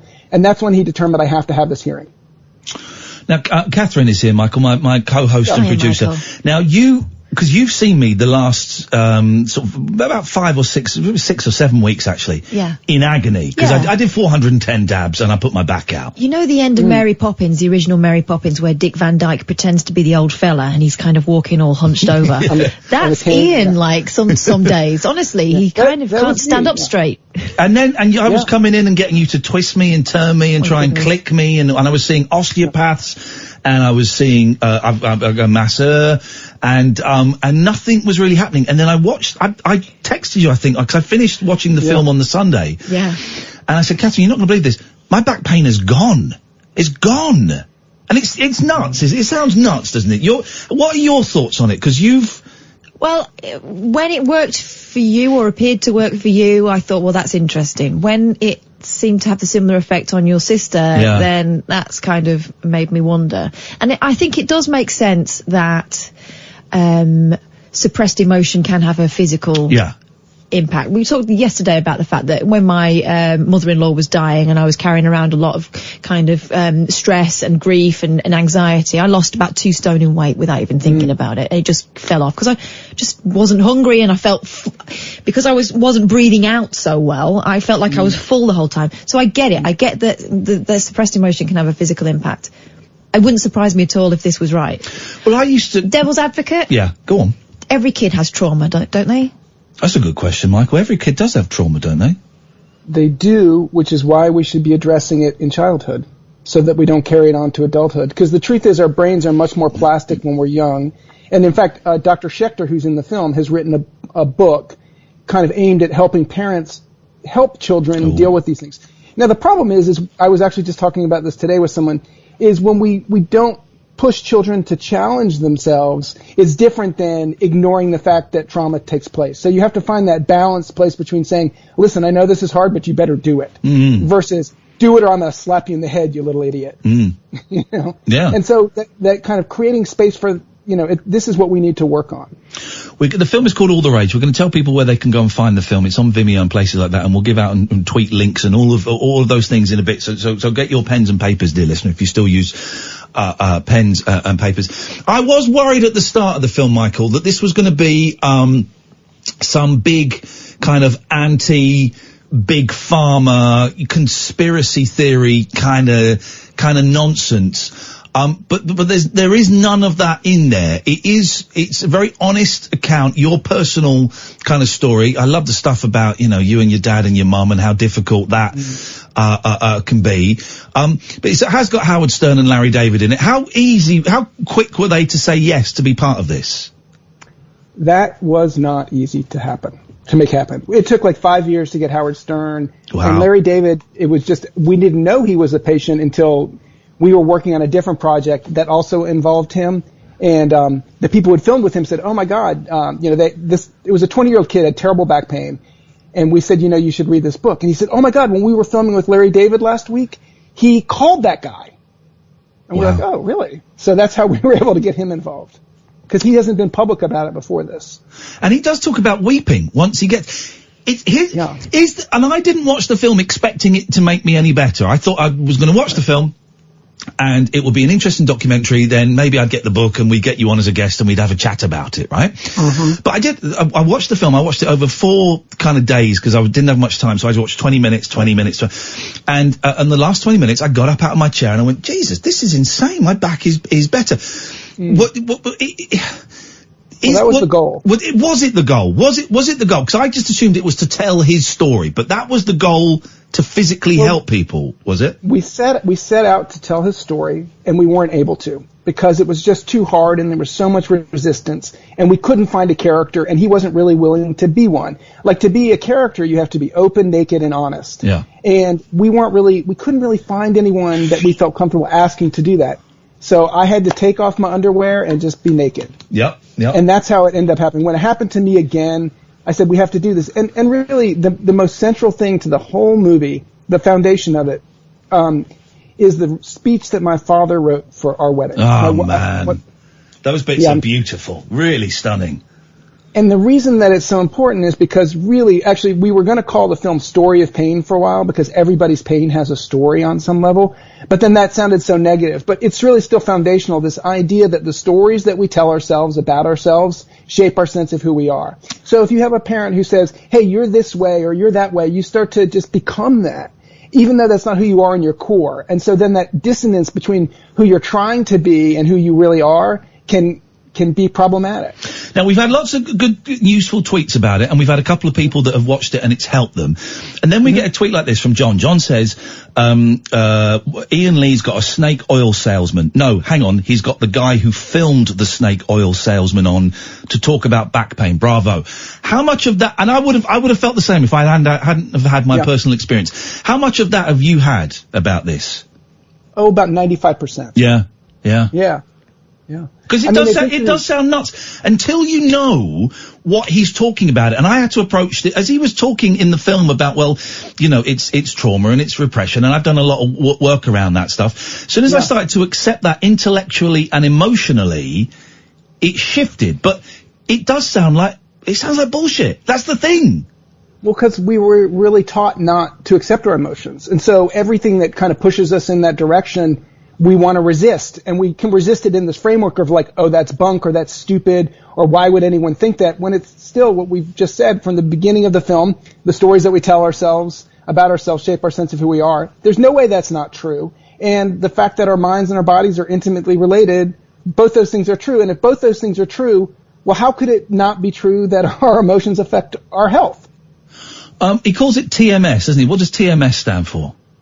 He calls it that for tension myositis syndrome, because it was about tension in the muscles. Yeah. So, as the way he described it. But really, that's why we didn't want to get into the science so much. It's really about metaphor. And, you mentioned earlier this kind of anger at the pharmaceutical industry, which is problematic, right? But if we had made that movie, we'd probably have a really big audience. Yeah. But we wouldn't be helping anybody, because we wouldn't really be giving them a solution. And the thing is, we're not actually giving them a solution. we're actually opening the door for them to discover the solution themselves. And that's how real change happens. If someone tells you 2 + 2 is 4, you don't really learn how to do math. If someone says, here's 2 of this and 2 of this, what does that mean, and how, count it up? When you actually have to process the ideas, and that's the way the film is really meant to work. It's like, it's not to tell you anything, but, allow you, semi-force you to have an emotional experience. And when you have that emotional experience, it changes you. So my back has been pain-free for the last couple of weeks. 95%. There's been a little bit of stiffness and, but that's it. And then at the weekend, I had to drive to my ex-wife's to pick up my kids, and it's been a little bit tense there. And by the time I got there, I couldn't get out of the car. My back was killing me again, and it was a real effort to get out, and I was kind of bent over double, and it wasn't until I was taking the boys into London, and it wasn't until we got out into London that the back started to ease off, which is the perfect example, I think, of how this stress can have a physical reaction. Absolutely. And there's so many different ways of framing it, right? It could be that you're repressing the emotions, or you could frame it that the pain is trying to tell you something. It's trying to tell you to pay attention to that emotion. Yeah. So Dr. Sarno would call it a distraction syndrome. Other people might say it's actually part of you is trying to get your attention and say, pay attention to this. And the more you ignore what it's trying to tell you, the louder it gets. Michael, stay there. I've got to take a break. We've got Paul as well in a second who wants to have a chat. 0344 499 1000. If you've watched the film and it helped, if you watched the film and it didn't help, or if you think it's all bullshine, you can call in. And honestly, if you've listened to this show before, we don't get crystal healers on, and we don't get, kind of Reiki. We don't do any of that stuff because I don't really buy into any of this. All I can do is share my story. I had terrible, terrible, terrible back pain. Osteopath's massage wasn't working. I was going to go to the doctors. I watched this film. My back pain stopped. That's it. That's all I've got for you, kids. That's it. 0344 499 1000. We'll talk more to Michael Galinsky after this. Neon lit night talk for torch singers, trolley dollies, and train wrecks like me. Never know just where the conversation will take you. What I'm going to say sounds ridiculous. The Late Night Alternative with Iain Lee on Talk Radio. Evening, dear listener. Iain Lee, Catherine Boyle. We're speaking to Michael Galinsky about his movie, All the Rage. We're going to talk about shopping malls in a little bit. Michael, stay there. Paul has called in. Good evening, Paul. Good evening, Iain, man. How you doing? I'm very, very well. Now, Paul, speak to Michael, because you've watched the film. I have indeed. Yeah, Michael, nice to talk to you. Yeah, nice to talk to you. We chatted on Twitter, right? We did, yeah. I watched the documentary. I found it really good, actually. It was a very, very good documentary. I watched about half of it one day at the start of last week, and I went into this documentary with with pretty good history of back problems. But in the last year or so, my back has been absolutely fine. So you had bad back about a year ago for a while, but the last 12 months it's been okay. Yeah, last 12 months have been pretty great. In fact, I've taken up new training and stuff, and I've been really active over the last 2 months or so. No issues at all, nothing whatsoever. And then, after watching half of the documentary, Tuesday evening, I was in loads of pain, of pain. I couldn't get up and things. Right, so I thought, wow, this is it's done something. And the way I put it to Ian was that I felt like I'd kicked the hornet's nest. Yeah, I was actually going to bring that up with him a moment ago, saying your back pain's gone, but be aware that you may get a shoulder pain, and then you might go down that physical track. But because the brain is kind of tricky, if one thing's not working, maybe something else will happen. It'll try to get your attention in another way. So you really have to kind of just be aware of it and then be with that. And the whole point is to really just turn back towards your emotions and accept them. It doesn't mean you have to start screaming at everybody, but actually the process involves more accepting the emotions, and then you have less rage as well. But suppose, have you watched the whole film now? Yeah, I've watched the whole film, and since that as well, I've read 3/4 now of the book as well, the Healing Back Pain one. And I've also downloaded the previous audio book as well, the first one. And so I'm having to do some work for it, but I'm starting to feel better. And, I spoke to you yesterday, and I'm much better again today as well. I've got a bit of a commute and things, and I got out of the car, and, I was a bit nervous when I was opening the car door thinking, am I going to be able to do this today? And, I just thought, well, you're expecting this pain. That's why it's going to be there. and it just went. It's pretty awesome when you get that feeling. But you're also saying as well, Paul, that you didn't have any back pain for a year until you watched the film, and that kind of released the pain again. Why do you think that might be, Michael? Don't worry, we're not going to sue you. We're not Americans. We're not going to sue your ass over that. But why? I'm not saying this film causes the back pain, but why do you think that might be?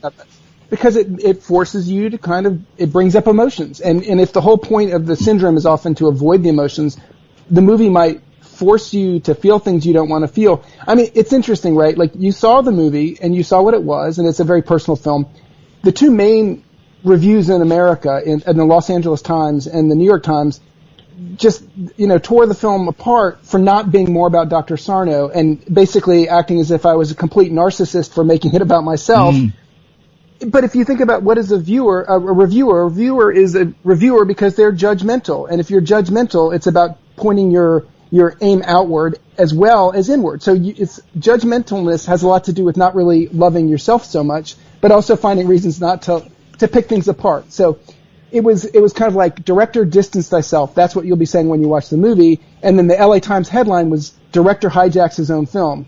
And they both really just didn't take the film on its own terms. They took it based on an expectation of what it should be. Yeah. And if it didn't fit that expectation, it had failed. But that's not really how we're meant to look at art or metaphor or anything. We're supposed to see what is this and what does it mean. Paul, can I ask, because there are a couple of points in the film where I cried. I haven't had a good cry at a film for a long time. I used to cry all the time at films, but I've not had one for ages. Did you cry at all at the film, Paul? I didn't, mate, but I don't tend to cry an awful lot over films and things. Another story for another day. Lord of the Rings is the only thing that makes me cry. Okay, there you go. What do? No idea. But yeah, I did connect with a lot of the things. My dad passed away about 8 years ago, so that connected with me quite strongly, Interestingly as well, talking about like the repressed sort of anger and the trauma of childhood, I don't think I had like a traumatic event or anything in my childhood, but I'm very much aware, and much more aware now this week, of how I'm the youngest child, I was the youngest of three siblings. All my cousins were older, so there was a lot of pressure and a lot of expectation on me growing up. And I know that. I've had that out with counsellors and things in the past about perfectionism and OCD and all of these things. So I know I'm susceptible to this sort of reaction anyway. Right. But also, here's the thing as well, that having trauma in childhood doesn't mean necessarily that you were sexually abused or that you watched your dad get gunned down. A trauma can be, at the age of 5, your mum told you off and said some really nasty things to you. It can be something that seemingly is quite trivial. It doesn't have to be, I got raped when I was 8, trauma doesn't, we say the word trauma, Michael, and everyone thinks it has to be something huge that happened. Right. But what it really matters is how do we respond to that event. So it goes back to kind of like these ideas of resiliency and how we react to it and respond to it. And, one of the things that helped me more than anything else was a book called The Presence Process. And one of the doctors involved in this work pushed me to read that book, and I ignored him. And then he pushed me to read it, and I ignored him. And then he pushed me to read it, and finally I read it, and I did this 10-week meditation program. And it really, so week 3 was the most powerful for me because it basically is about, if you're mad at somebody, you have to recognize that that's about you and not about them. Maybe they did something that was awful, but it's your response to that awful action which is causing you the problems, right? You could just accept what happened, or you could say, I have to sue this person, or I have to attack this person, or I have to take them down. But when you realize that it's about you and you can respond rather than react, you have so much more power over your own life. Paul, thank you for that. Let us know how it goes. I did cry in the film. Man alive, when you're reading the speech that your dad wrote for your wedding, that you then read at your brother, and by the way, I love your brother. Your brother's just like the coolest. You're then reading that speech. I was gone. Michael. It was beautiful. The whole thing was done. Do you film everything? Because there's some really intimate, what look like home movies in there, like when you're placing your dad's ashes in the sea. Yeah. There's loads of stuff. Have you always got a camera in your hand? Not always, but a lot. And what's interesting actually is my mom is not in a very good place right now, and I am taking a lot of pictures. But when I threw those ashes in the ocean, as I say in the film, that perhaps sometimes the camera was more of a shield than a tool, right? It was keeping me from having Yeah. to really be present and deal with those emotions. Now, as I'm shooting with my mom, it's more about being really directly present. So it's really, how do we use that thing? And I will tell you this, when I watch that scene at my brother's wedding, I can't do the Q&A. Like, Right. cause it's so emotional to me still every time I see it. It's such an intense thing trying to go through that and really dig into that. And, you know, the emotions about, you know, the loss from my mother, who still has not dealt with my father's death, you know, and what it meant for my brother to not have him there, all these things about it was really intense for me. But also really amazing, too, to be able to cry like that in front of a huge crowd of people. Because, you know, Paul a moment ago mentioned that he didn't cry even though it brought up a bunch of emotion, which is maybe why it caused the pain. Because when we bring up emotion and we don't process it, let it flow through, or really are really present with it, which I'm not saying is an easy process, but once we recognize how that works and we can be more naked and emotional, we find ourselves healing a lot better. You know that, well, I mean, I'm getting tweets saying nice things, I'm getting tweets saying rude things, right? And that's all cool. All from the same person. All from the same person. But you know, this kind of stuff might be acceptable on the west coast of the United States, you know, but over here in Britain, people are cynical, and we like our drugs, and you know, I'm kind of taking a punt doing this. And I was saying to Kath during the break, I feel a bit silly saying all of this stuff on the air, because I know how stupid it sounds. I watched the movie and my back stopped hurting. I know how stupid it sounds, but I also know that it's true, and that it happened. You must be quite tough. You must be ready for a kicking from people. You've had a kicking. It's not that I'm ready. I'm used to it. And, you know, when we first showed the movie, we had the first screening at the Doc NYC Film Festival. Dr. Sarno was there, and it was really incredible. And the first comment was, that was really brave of you to do that. And I was like, what's so brave? I just made a movie. And then when I started to think about it, and then when people started to watch it, here's the deal. Like, 80% of the people who watch it have this incredible experience of healing, and 20% want to garrot me. They want to just take the knife and just kill me. But it just makes them so angry somehow to see a person be emotionally present. And that in itself tells us something. Like, why would that make you so angry? You know? And why is that so dangerous? And I understand, I agree with you. It's very brave of you to bring me on. It's very brave of you to be honest about it. But as you can see, it's really good for you as well. Oh God, totally. It's been, it's, as you've seen, because you've been following me on Twitter, it's been a month of purging and letting a lot of stuff out that I've held on to. Michael, stay there, because we're going to take a break. When we come back, we're going to tell you where you can see the movie. I've just tweeted the link again, but we'll do that, and we'll give it all a plug. And then I want to talk about shopping malls, because he's got another project. This is one of those people, Catherine, is always doing stuff. Puts us to shame. This is the Late Night Alternative on Talk Radio. Stimulating nightly emissions guaranteed to open your eyes and your mind. Oh my word. The Late Night Alternative with Iain Lee on Talk Radio. So the film is called All the Rage. Listen, if you like a good documentary about people who are kind of who are out on their own and, you know, doing stuff, swimming upstream when everyone else is going downstream, All the Rage is a great film to watch. If you've got back pain, and you've been to the doctor, you know, we're not saying don't go to the doctor, but you've been to the doctor and that's not help. It's worth 2 hours. It's worth 90 minutes, 2 hours of your time. Yeah? Who knows? Michael, if people want to see it, where can they find it? They can go to alltheragedoc.com. Yep. And there's several different links. It's on Amazon and iTunes in America, but it's also on Vimeo on demand. It's pretty easy to find. If you later on, when you get a chance, if you tweet me all those links, I'll retweet those as well and put that out, and we'll put this chat out as a podcast as well. Thank you very much for getting in touch and putting me onto this film and onto Dr. Sarno, because now I've got the book to read. My sister fell down the rabbit hole on YouTube. There's loads of lectures on YouTube and stuff like that. So thank you for that, Michael. Genuinely, I really appreciate it. Now, by the way, I fell down her rabbit. She's a wonderful painter. No, listen, this is the thing. You mentioned this. That's not my sister. It isn't? No, it's not. Then I looked to see who you were talking about. She is a wonderful painter, but she's not my sister. But I'm glad you found. I'm glad. That's so funny. My sister's a great writer. She's not a great painter. I have to say that. But well, they have the same name. Yeah, I know exactly. That's what does it. That's confusing. These artists. Tell me about this shopping mall book that you're doing. It's I've seen some bits of it. It looks incredible. What is it? So, and it's kind of connected to this whole Sarno story, which is in 1989, I drove across America and I took pictures in malls. And when I did, everyone said, who cares? Like, that's people in malls. But 20 years later, when I found the slides, they were all of a sudden, it made sense. And it was kind of ahead of its time to kind of consider taking malls photos. Because if you Google malls 1989 now, the only pictures you'll find are the pictures that I took. Because it turns out I'm pretty much the only person who took pictures in malls with people. That's nuts. It is nuts. I suppose we thought they would always be there and they would always look like that.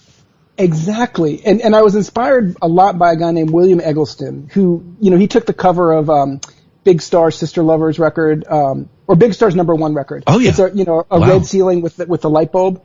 He was from Memphis, and he was really adept at, like, noticing colors in their setting. And so he was the first person to have color photos in the Museum of Modern Art. And everyone said, well, that's just a napkin holder on a table. Who cares? But 20 years later, people are like, oh, my God, that's what the South was like. Yeah, yeah. And so I was kind of thinking Robert Frank the Americans, this guy Gary Winogrand who did street photography, and William Eggleston, and trying to put them all together. And that's what I did as a kind of an idiot 20-year-old kid with a crappy camera. But I think that's why they work. Well, they do. It's that kind of micro-social history. You go shopping mall, who cares? But I found on the internet about a year ago one photo of the record store that I used to go to, Our Price Records in Slough, Queensmere shopping centre. Yeah. And it was like time travel, man. I was back there. It was 1986. I was going through the racks. It was incredible. And I wish there were more of these. So this is important, maybe, I don't know, but this is great social history. Right. I was a religious studies major at the time. So I was kind of thinking from, like, the, sociology, anthropology, looking at it, like, capturing it in its essence, but also kind of trying to be like a punk rock artist. So it was a combination of all those different things that I think really makes it work. And I think what's really interesting that I learned from this process is that after about 25 years, memories move into a different place in our brain. And that's what nostalgia is. It goes literally from a different place in our brain. When we're seeing something that's our past memory versus something that stays in our somewhat present memory. Yeah. Yeah. Now, here's the thing. You mentioned Stranger Things to me, the TV series. Yeah. I must be the only person that has never seen Stranger Things. And have you seen it, Kath? No. Me and Kath are the only people that have never seen Stranger Things. It's quite good. So I hear. But they've been using you as a template, have they, to try and recapture that period? I don't know if they've been using me, but I think that I had a book come out in 2013 that a lot of set designers use. Yeah. Because it kind of really captures the essence of what the mall was. But what's also interesting is the guys from Stranger who developed the show grew up where I live. Right. So one of the malls, I only shot like 15 malls. One of the malls in the book is a mall that they grew up in. So I'm sure it had some effect on it, but more in the sense that if you're going to go do some research about what the malls look like, that's the only thing you're going to find are my pictures. And the book is, how are you doing that? This is like Kickstarter kind of vibe, exactly. Isn't it? But if you just go to our website is rumor.com, R-U-M-U-R, so it's like an R facing an R into a U and back to an M. It's a palindrome. Rumor.com/malls, and it will go straight to the Kickstarter. So you can see some of the stuff from it. What are you working on now? Oh my God, so many things. I know, this is the thing. This is what I get from you. I've been reading up on you. You're just doing stuff all the time, man. Have a break. I can't. I don't know how to. I'm just looking at this thing. I just got an email from a friend of mine. I also shot a film I helped shoot a couple of days on a film about Bill Drummond. Do you remember the KLF? Oh, yeah, of course remember the KLF. Doctor in the TARDIS and burning £1 million. Yeah. Smart dude, right? Yeah. No one will ever forget Bill Drummond. He's the most famous man in the UK. Yeah. But he actually is an incredible artist. And a guy named Paul Duane just made a film about him called Best Before Death. Because he's been doing this project where he's going to 10 different countries, and he's doing a series of like almost performance pieces, involving paintings. And I was lucky enough to shoot that, but that's actually playing right now in the UK at a bunch of festivals. Oh, wow. But okay. Actually, so I was telling you, this is interesting, and I'm going to give you a sneak peek into something, but it's very connected to the Dr. Sarno movie. But we were making a film about kind of nature versus nurture, So it's mind, body, nature, nurture, right? And it's because when I had my two daughters, right after my father died, I had my second daughter, and the woman in the hair salon in the corner said, "You have to go for a boy." And I said, "Well, hell no, I am done. And then I walked out and I remembered that I was a sperm donor. And I probably had a bunch of boys and they wanted to know who I was. So have you gone to find them? Well, I put myself out there and nobody found me. So for 10 years I've been filming all these characters. Yeah. But like I said, my mom is not doing well. In January, she was in the hospital in the ER with pneumonia, and she had 165 beats a minute heartbeat. Wow. She was I did not think she was going to make it. And I got a text from my cousin saying, hey, I just got off the phone with your daughter Holly. Do you remember you were a sperm donor? Wow. So I have recently met my 26-year-old daughter Holly, who's awesome. And so it's going to be a really amazing movie. But I also have these other incredible stories over 10 years. So it's kind of like 7 Up, 14 Up, 21 Up. Yeah. It's kind of that movie, but all with these 5 characters. Oh, mate, listen, when that's done, you have to come. Well, keep in touch, Michael, because you got my details, and I'm such a fan. That All the Rage is great. That sounds like an amazing project. Just keep in touch. You can come on anytime you want, brother. You're very welcome here. Awesome. And can I do one little plug for SERPA UK? Yeah, which of course. Hopefully you'll treat about as well. That's an organization that follows Dr. Sarno's work that's in the UK and has been helping a lot of people, but also training a lot of people. There's people in Birmingham, all over the country, who work and understand what Dr. Sarno's methodology is. So if people, watch the movie or read the book and feel like I need help, there are people. And it's at SIRPAUK.com. Brilliant. Hey, nice one, man. Send me a tweet with all of the links to get to your stuff, and I'll retweet it. Absolutely. And we'll speak again soon. Awesome. Thanks, Talk to you Michael. soon. There you go, Michael Galinsky. The film is All the Rage. What a nice guy. These people that are constantly creating and working, it makes me sick, though. But what a nice guy. And I know it sounds stupid, I know it sounds dumb. But that's my story. It worked for me. I watched the film and my back stopped hurting. Pretty much, apart from an odd twinge here and there. It's crazy, crazy world. 0344 499 1000, but people on Twitter are saying that the phones aren't working again. Well, apparently they are working now. We've just tested them. Well, yeah, no, because the problem with the phones before was not that no one was getting through, but that some people weren't. But we did it back to back. What do you mean back to back? He phoned, then I phoned. Lane, phone now. Apparently they put a new system in that when it goes down, it resets itself. It takes 5 minutes, so that 5 minutes might have been the trouble that they were having. Okay. Jesus. So we both got through straight away. So yeah, but some people haven't been getting through. That's the thing. Yeah, but after it was reported, you saw us both test it. Yeah. But also the last time that people weren't getting through, 2 calls were getting through, but then more than 2 calls weren't getting through. Yeah, but at a time. So it was line 3 wouldn't. Do you want me to try again now? No, I don't, because if you're saying it's reset itself, then it's working. That's what we're working with. Is it a phone system that cuts out from time to time? That's it. That's the best we can do. That's it. Jesus Christ. Let's play a trail. Stimulating nightly emissions guaranteed to open your eyes and your mind. Oh my word. The Late Night Alternative with Iain Lee on Talk Radio.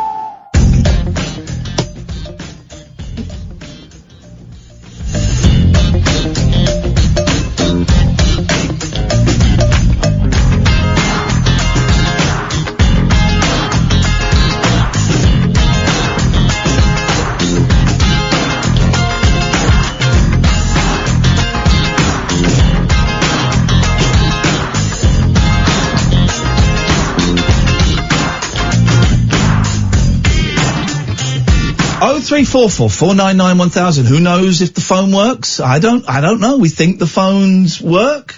We just don't know, guys. It's one of those situations where we just don't know.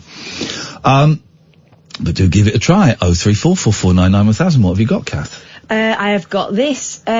Teachers have been slamming this new card that's been brought, because it's that time of year where everyone's buying presents for teachers to say thank you for working this year. Furious teachers slam thank F my kid doesn't have you next year cards. Wow.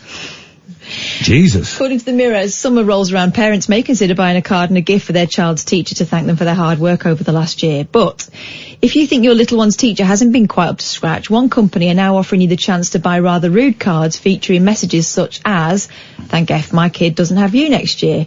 Yorkshire-based greeting card and gift company, I'm not going to give them a plug, are selling the quirky cards on their website. And while the designs are proving popular, it seems they haven't gone down well with educators. Well, what a surprise. Why would it?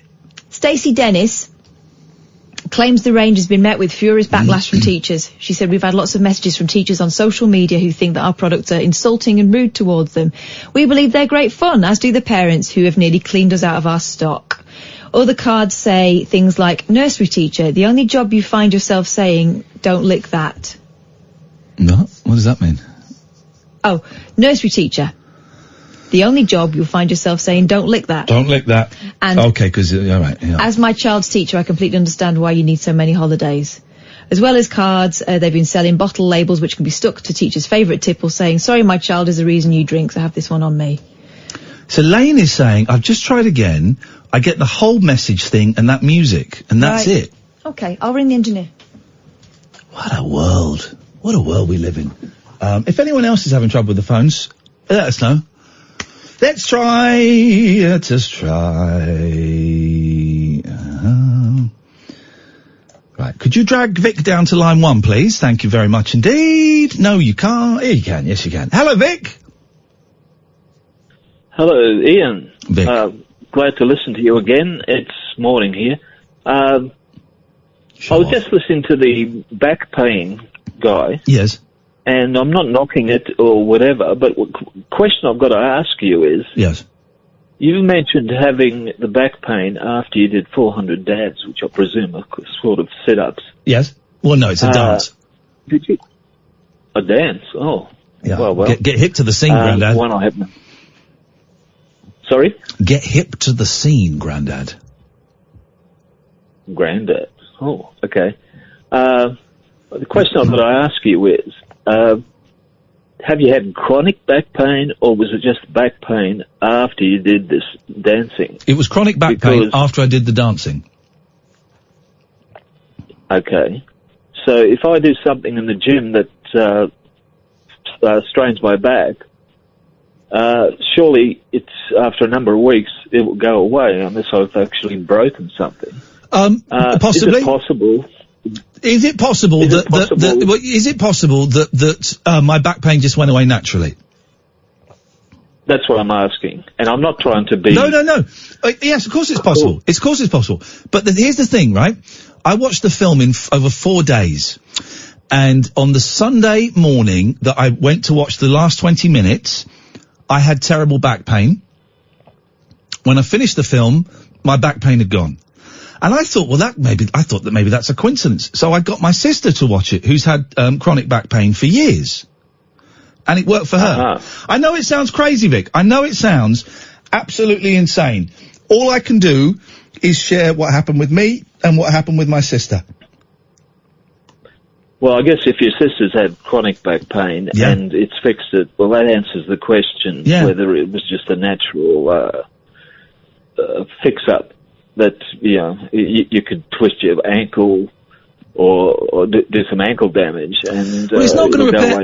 It's not going to repair actual damage that if you physically damage yourself. But the pain from doing the anyway, I don't know. I don't really understand the science behind it. Science in inverted commas, but I can tell you that it worked for me, and that's it, man. Well, it's good. That's answered my question, because I was basically curious about whether it was chronic or whether it was just the dancing thing, which I'll look up. Dab. What does it stand for? It stands for good times. It's a dance. It's like a dance. It's like flossing. You know flossing. Flossing. Okay. Yeah, flossing. It's like flossing, but dabbing. Okay. Dabbing, but what are you dabbing when you're dancing? Just go. How can I describe a dance to you? Go and watch it. Okay, I'll watch it. I'll YouTube dabbing. Nice one, Vic. Thank you. Please do. Thank you very much indeed. I got to go because we're late for the news. 0344 499 1000. I'm sucking on a cough sweet. This is Talk Radio. The Late Night Alternative with Iain Lee on Talk Radio. We have ways of making you talk.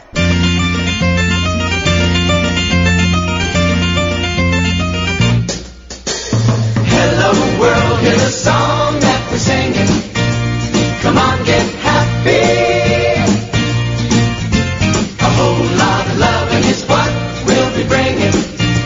We'll make you happy. We have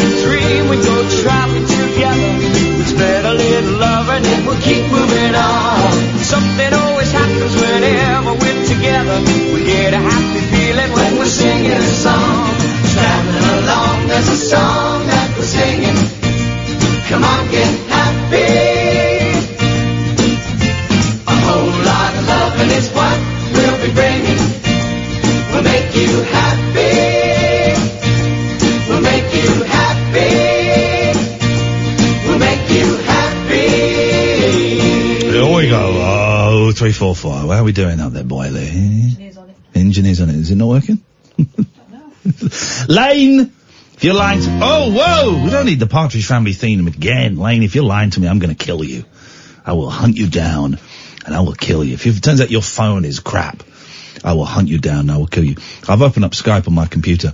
So if you, you can Skype in Hey Rabbit Hole Show, because I can't remember the login for the Talk Radio Skype that I'd set up on here. So Hey Rabbit Hole Show, all one word, guys. Or, you can try 0344. In fact, if you could try if everybody listening could call 0344 499 1000 now, that would be awesome. Just say, yes, I can hear you. That would be awesome. That would be very helpful. Thank you very much indeed. My throat is going, man.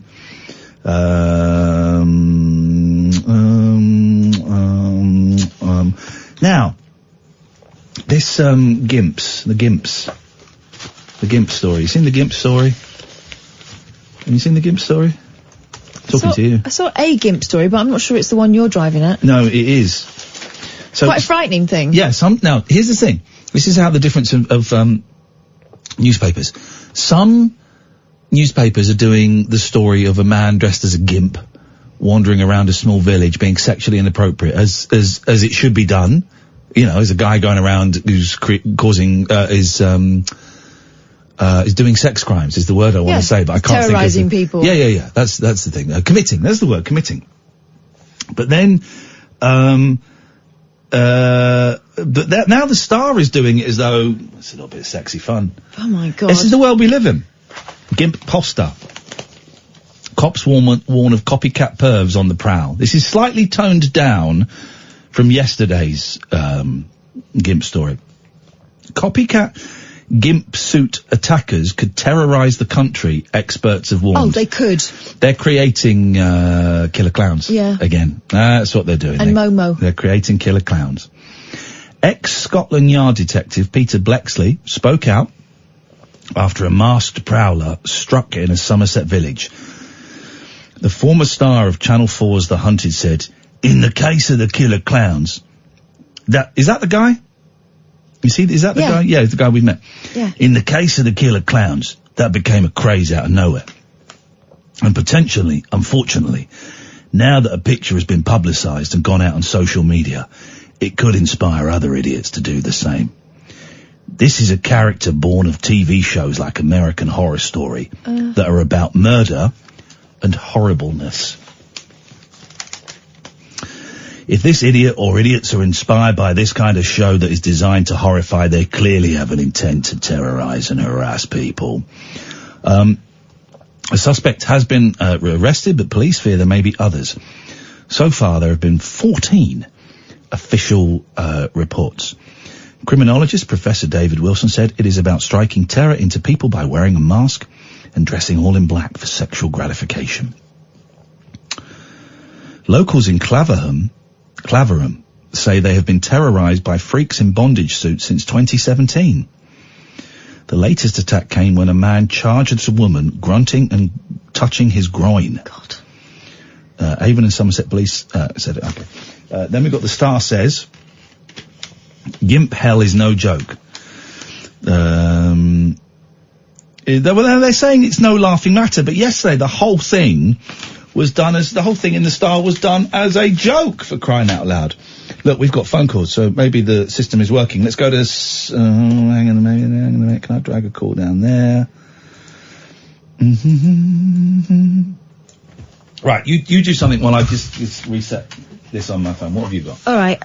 Okay. Do you remember the other day I was telling you about the shop in Vancouver that was trying to shame people into bringing their own bags for life? Because bags for life. And so it was putting embarrassing pretend adverts on the side of these bags that it would give out. Yeah. Well, it's backfired.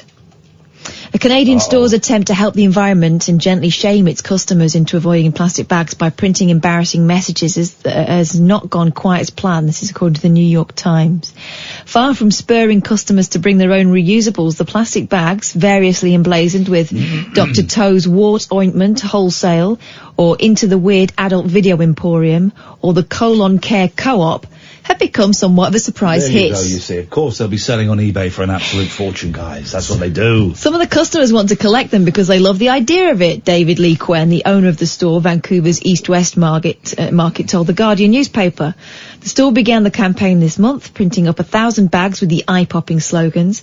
Shoppers who chose to use a plastic carrier would not only be charged 5 cents a piece, they would theoretically walk out onto the street with the cringeworthy messages for all the world to see. Yeah. In smaller print, the bags revealed the true purpose of the campaign: avoid the shame, bring a reusable bag. The grocery store's Sly campaign reflects how the nation is trying to become more environmentally friendly. On Monday, Prime Minister Justin Trudeau announced the government would seek to eliminate single-use plastic as early as 2021. I want to start a plastic revival. I think we need to bring like Justin Timberlake brought sexy back. I'm bringing plastic back. We need to bring it back. Love plastic. It's the greatest. It can't have only existed for, it's only had it for like 40 years. Come on. Here's the thing, right? Yes. I used to have a collection of bags inside bags inside bags when I had my first flat. Oh, right? I've got 2 drawers full of bags. Exactly. When you live on your own, you don't get through them as fast as you get through. Well, I used to use them for bin bags. And I remember going into my bin bag. Pedal bin, tiny bin. My bin bag drawer. Yeah. And they had crumbled away. Oh, so well, hang on a minute. So hang on a minute. You're Were they saying David Attenborough's a biodegradable or liar? not? Someone's lying. Those bags from, I would say, early 2000s were crumbling away. Okay. Someone ain't telling the truth. Sam, when I restart phone box on this side, does it restart it on that side? It doesn't. So could you put a caller through for me, please? Because I was unable to do that, and then I've restarted it, and it's gone to buggery. So do you want to put hello? Who is this caller, please? Is it me? Yes, you. It's Simon. Hi. Hey, Simon. How you doing? I'm not too bad, yourself. You good? I was literally just phoning in because you asked, you said, if people could phone in, and I did. Let you know that it's all fully working. How's your day going so far, Simon? Yeah, it's good. I've had my little one, so she obviously did the whole putting her to bed and bathing her and that. She's a crazy little girl, but she's good fun. How old is she? She's 5. Yeah. I'm considering taking it to Disneyland in March, but it's kind of like also working out that it's going to cost me about $2,000. So it's like, which Disneyland? The one in Europe or one of the California? Yeah, the proper one. Yeah, we went to Euro Disney and we did it, and the boys loved it. They had the first ever toffee apple. They didn't know they were real. But it's expensive, man. It's expensive and it's cute. I've got a friend who lives sort of out there, so it kind of hotels and that sort of stuff isn't a thing. It's just obviously flights and then everything else whilst you're out there. But it'll be worth it. She'll like it. Well, it's creating magic for them. Yeah. But I want to know how you get hooked up with one of those VIP passes. That's the thing, where you get to you get to jump the queues and stuff like that. Proper, not the proper celebrity thing. I think you just have to pay like $4,000 or something. Don't you? Oh, in that case, I mean, easy, do it. If you really loved her, then that's exactly what you do. On a DJ's wage. Kath mentioned there about, or you mentioned there about a drawer full of bags. Yeah. I've actually got a drawer full of those charity bags that gets put through the door. I don't know if you have that sort of thing. Yeah, we do. You are. We do. And half the time they don't come and collect them again. No. Well, I get about 3 a week. I've literally got, I counted them up the other day, a couple of weeks ago. It's probably got 500 bags there. What do you mean charity bags? The one where it's like you leave this outside your house with clothes you don't want and we'll come and collect it. Never do that, because what you're doing there, as my mum told me, you're telling burglars that the house is empty.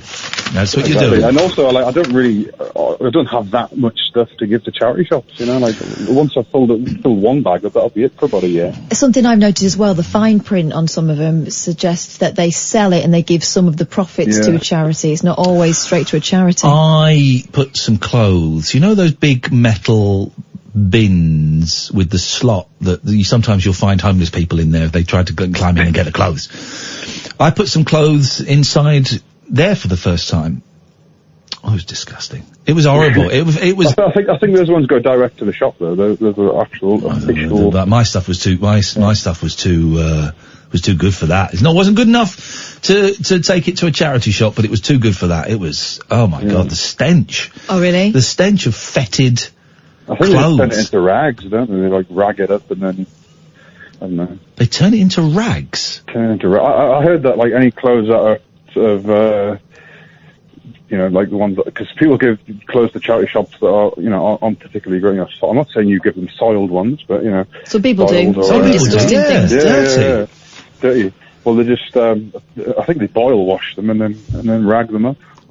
Well, hang on, but what do they do with the rags? What, people go and buy rags? I don't know. I think they recycle it into the clothes.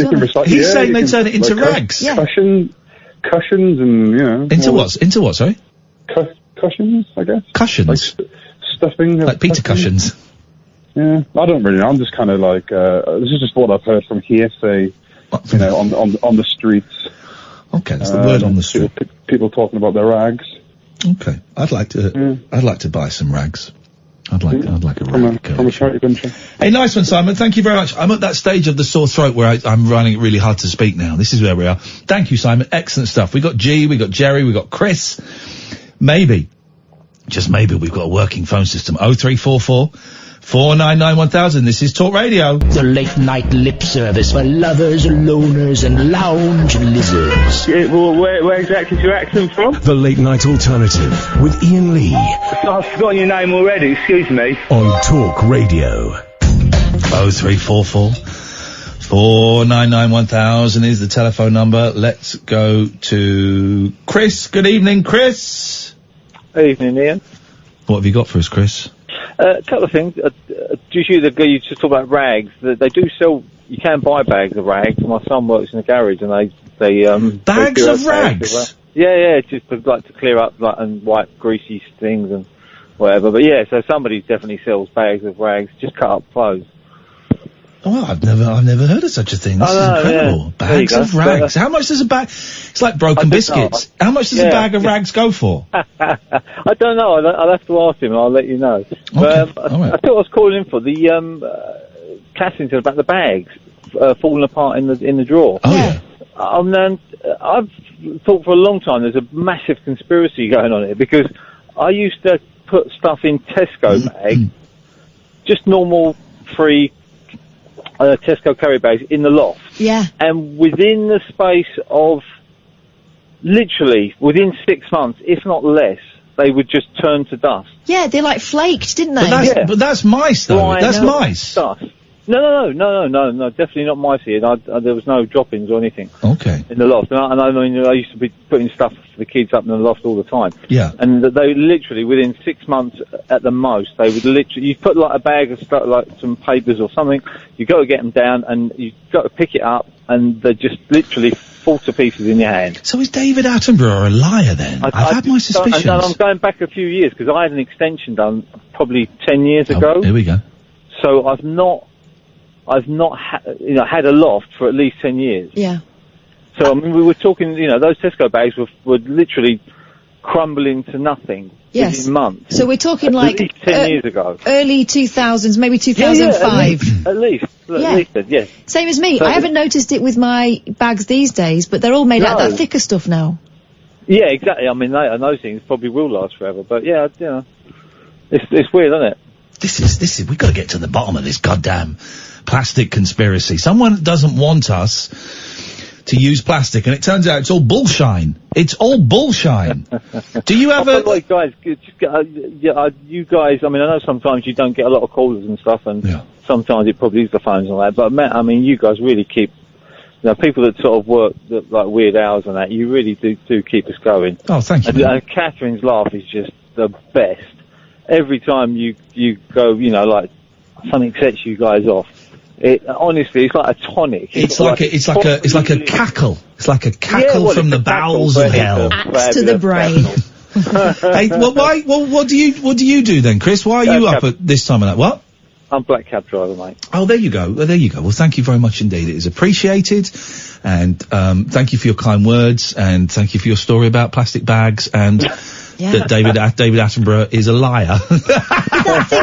My first reaction though was to check for mice, because it was such a weird thing. Yeah, no, it's not that, is it? No. Just fell to bits. Thank you, Chris. You working on? What time do you finish? What time are you finishing? Soon, actually. Yeah, go home. Been busy. Go home. Busy night drive. 0344 499 1000. Let's try Let's try Andrew. Good evening, Andrew. Good evening, both. Hey. What you got for us, Andrew? Your previous caller was talking about charity shops and stuff like that. Yeah, bags of rags. Yeah. It reminded me of an episode I watched about, I think it might have been a couple of months ago, for Antique Roadshow.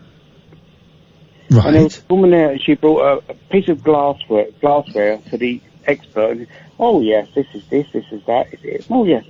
It's worth about £2,000. Where did you get it? She got it out of a bag in front of a charity shop. No. What? Hang on. In front of a charity shop? Yes. So she nicked it?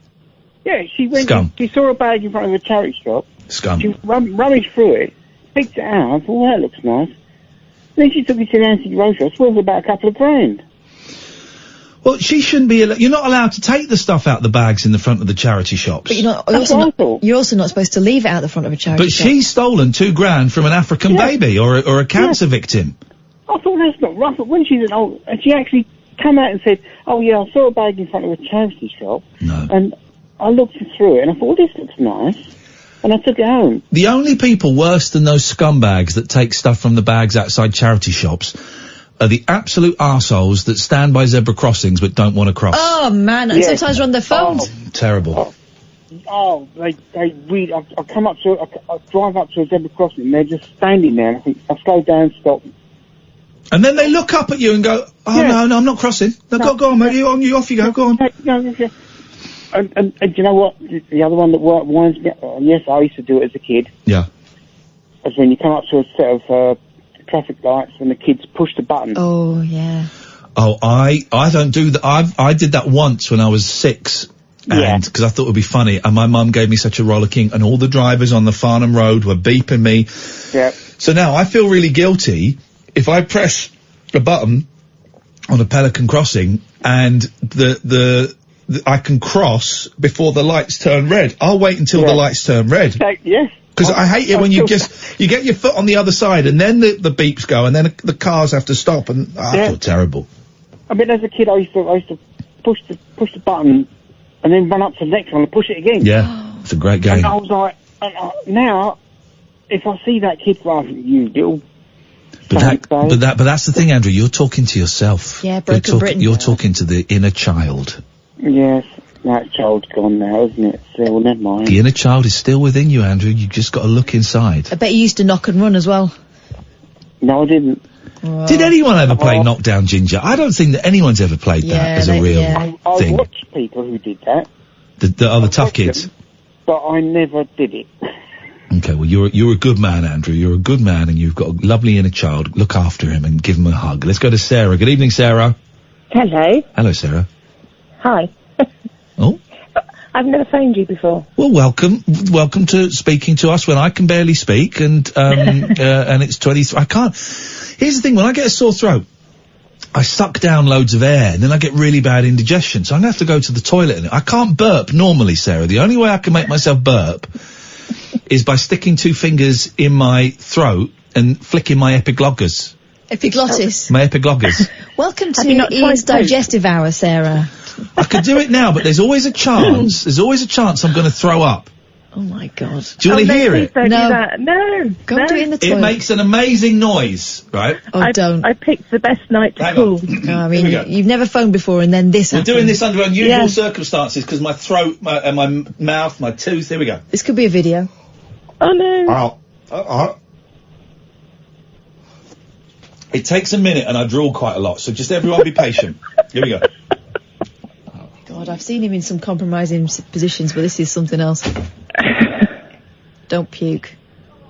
Oh, God. What was that? So much dribble. Oh, there it is. Oh, my God. That's how I burp. Oh, you sound just like my son. I was going to say, it sounds like a cat coughing up a hairball. Oh, I need to go and wash my... Have you got any wet wipes?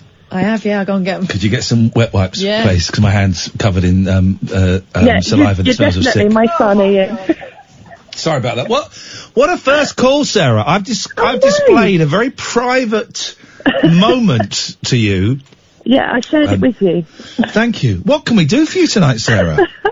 I've no idea anymore. Oh, okay. I called in about the plastic bags. Yeah. Because I had the same query because I've been decluttering my house. Well done. And I had thousands of these damn bags, and like you, they've little bits where they've been inside each other. Yeah. And I thought, so what is the issue with single-use plastic bags? Yeah. So I Googled it. So according to Google... Oh, here we go. According to Google, actually it's a environmentally websitey thing. The issue is because when it's in landfill, it's not ideal situation for it to degrade. It can't degrade when it's in landfill. Okay. Well, no, it does. It does. To those micro bits of plastic that are the real problem in the sea. But in landfill, it's not going to get into the sea. Well, I think it depends where it's stored, because if you look at where it goes abroad, where we've been shipping it abroad, it has been going into the watercourse. Yeah, you know So why? I think that's the issue. Chinese. Yeah, they've just been dumping them. The Chinese. Yep. Just dumping it in the sea, probably. Outrageous. So we need to clarify. Is Richard Attenborough a liar or an honest man? Oh, I think he's totally honest. Really? However. Really? Because I said Richard Attenborough, the actor, not David Attenborough, the Earth bomber. So you have just basically said that David Attenborough is a liar and a terrorist. That's what you said, Sarah. That's what you said. He bums the Earth. What? Very good, very good. Yeah. Well, in my defence, I've had very long day. Hello? Tomorrow. Hello? Say that again. You just disappeared. What happened there? In your defence, what? I've had a very long day, and I wasn't really listening. Oh, go to. No one does. Don't worry, Sarah. It's best that way. We often sound more intelligent. Yes. Go. Why are you up this late? Go to bed. Well, I'm actually in bed. Oh, how presumptuous of you. Iain. Do any women wear nighties anymore? Are you a nightie person? Well, it's a long top thing. It's not a nightie. It's like a team building exercise T-shirt. Oh, okay. But yeah, that kind of thing. Yeah. No one wears nighties, but women wear pajamas, which I'm cool with. I have a number of slips. T-shirts, but that's not. What's a slip? This is a nightie, isn't it? No, a slip is a petticoat. What? A slip is a petticoat. Petticoat is an underskirt. Yeah, and so is a slip. That's it is. No, but I'm talking about actually designed to be nightwear rather than going underneath a see-through skirt. Sarah, you would agree with me. A slip is a petticoat, right? Goes under your skirt. It is, yeah. Thank you. Yeah, so Kath's talking rubbish. You can get them that you wear in bed. Yeah, you can. Well, then they're kind of, is that like a dress? Enduring. Is it like a dress? No, well, like a sort of spaghetti strap dress, yeah. So it's a nightie? Yeah, they kind of work their way up and get stuck under your boobs. They do. I mean, there's no point in them at all, is there? No. They look nice before you get into bed, but then you might as well forget it. Yeah, and, when you've been with someone for years, what's the point in that? Exactly. Give up. Hey, Sarah, thank you for your first call. I enjoyed that. I hope it was, we learnt about, bedwear and me burping. God, we learnt a bit too much about that. I think we did. You didn't video that one, did you? It was on camera. We'll hopefully that one will be going viral around lunchtime. Very soon. Sarah, thank you very much indeed. 03444991000. This is Talk Radio. Moonlit musings from mums, madams, and meat packers. Oh, never mind, I must have misheard. The Late Night Alternative with Iain Lee. The station's brilliant. On Talk Radio. Let's go to Bill. Good evening, Bill. Morning, Ian. How are you? I'm all right, Bill. What have you got for us? My Tinder's stuck in another country. Sorry? So I've got Tinder. Yes. It's stuck. If that makes sense. Yeah. What in a foreign country? Yeah. So I was away last week in Toronto, and it still thinks. Well, why were you looking at it when you were away last week in Toronto? Well, I wanted to see what was there apart from Canadians and probably were Canadians. And what was there, Bill? What was there? People. Horny times?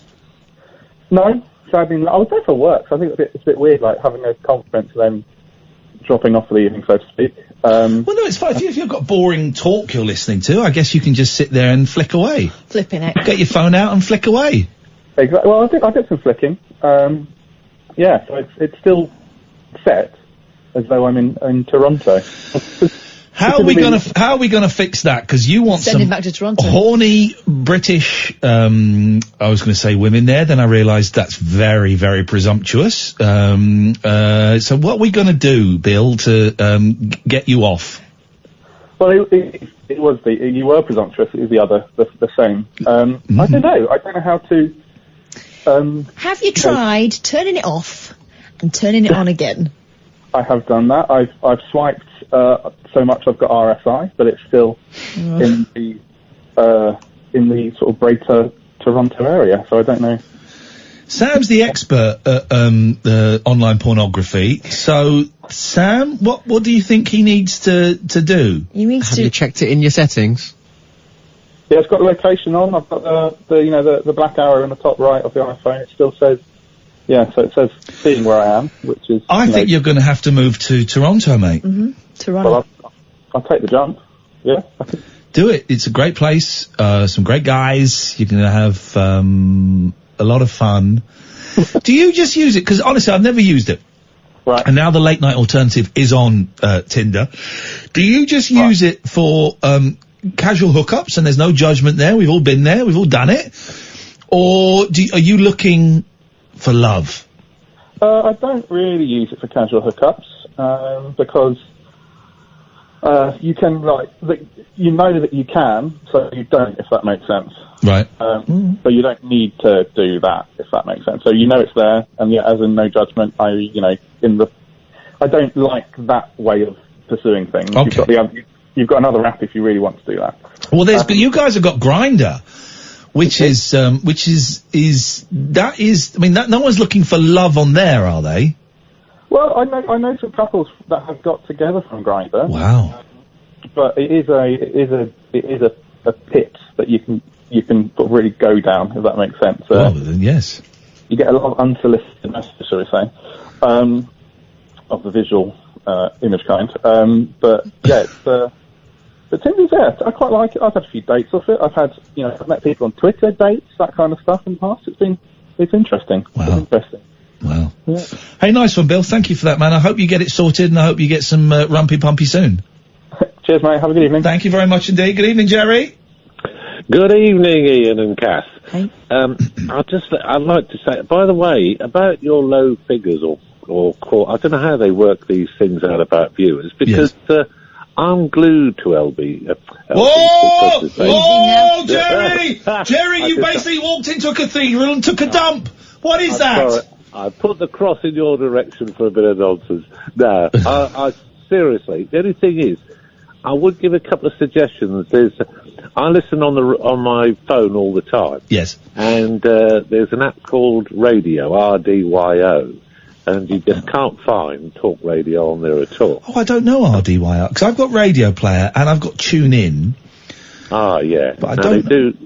They do work on that, but there's one called Radio or Radio, with a Y instead of an I, and it was it was eventually I came across the others, but the other thing as well. That one's Turkish, mate. Oh, is it? Oh, blimey! All the reviews are in Turkish. Oh, sorry, Amy, and I just. No, I'm not having a go. I'm just saying that might explain why you don't find Talk Radio on there. It's got that other one on there. Oh, those scumbags. They get everywhere. But honestly, I can't understand, because I don't know how they gather these listening figures. No one comes up and asks me what I listen to. And, I even listen to John Nichols, for goodness sake. Wow. And even though I don't agree to him. You really are dedicated. Well, he's good value, because he does cover. It's stimulating conversation. It really is a broad spectrum of presenters. I mean, Howard Hughes, first class stuff, and it really is. It's a real eclectic mix. So I thoroughly enjoy it, and I've got to say that I get a bit peeved when, stations that work so hard to put good music, and you've got some jolly good producers as well. And apparently so. I'd love to work with one day. Well, careful what you wish for. Oh. Well, I love. It's tremendous when you listen throughout the day.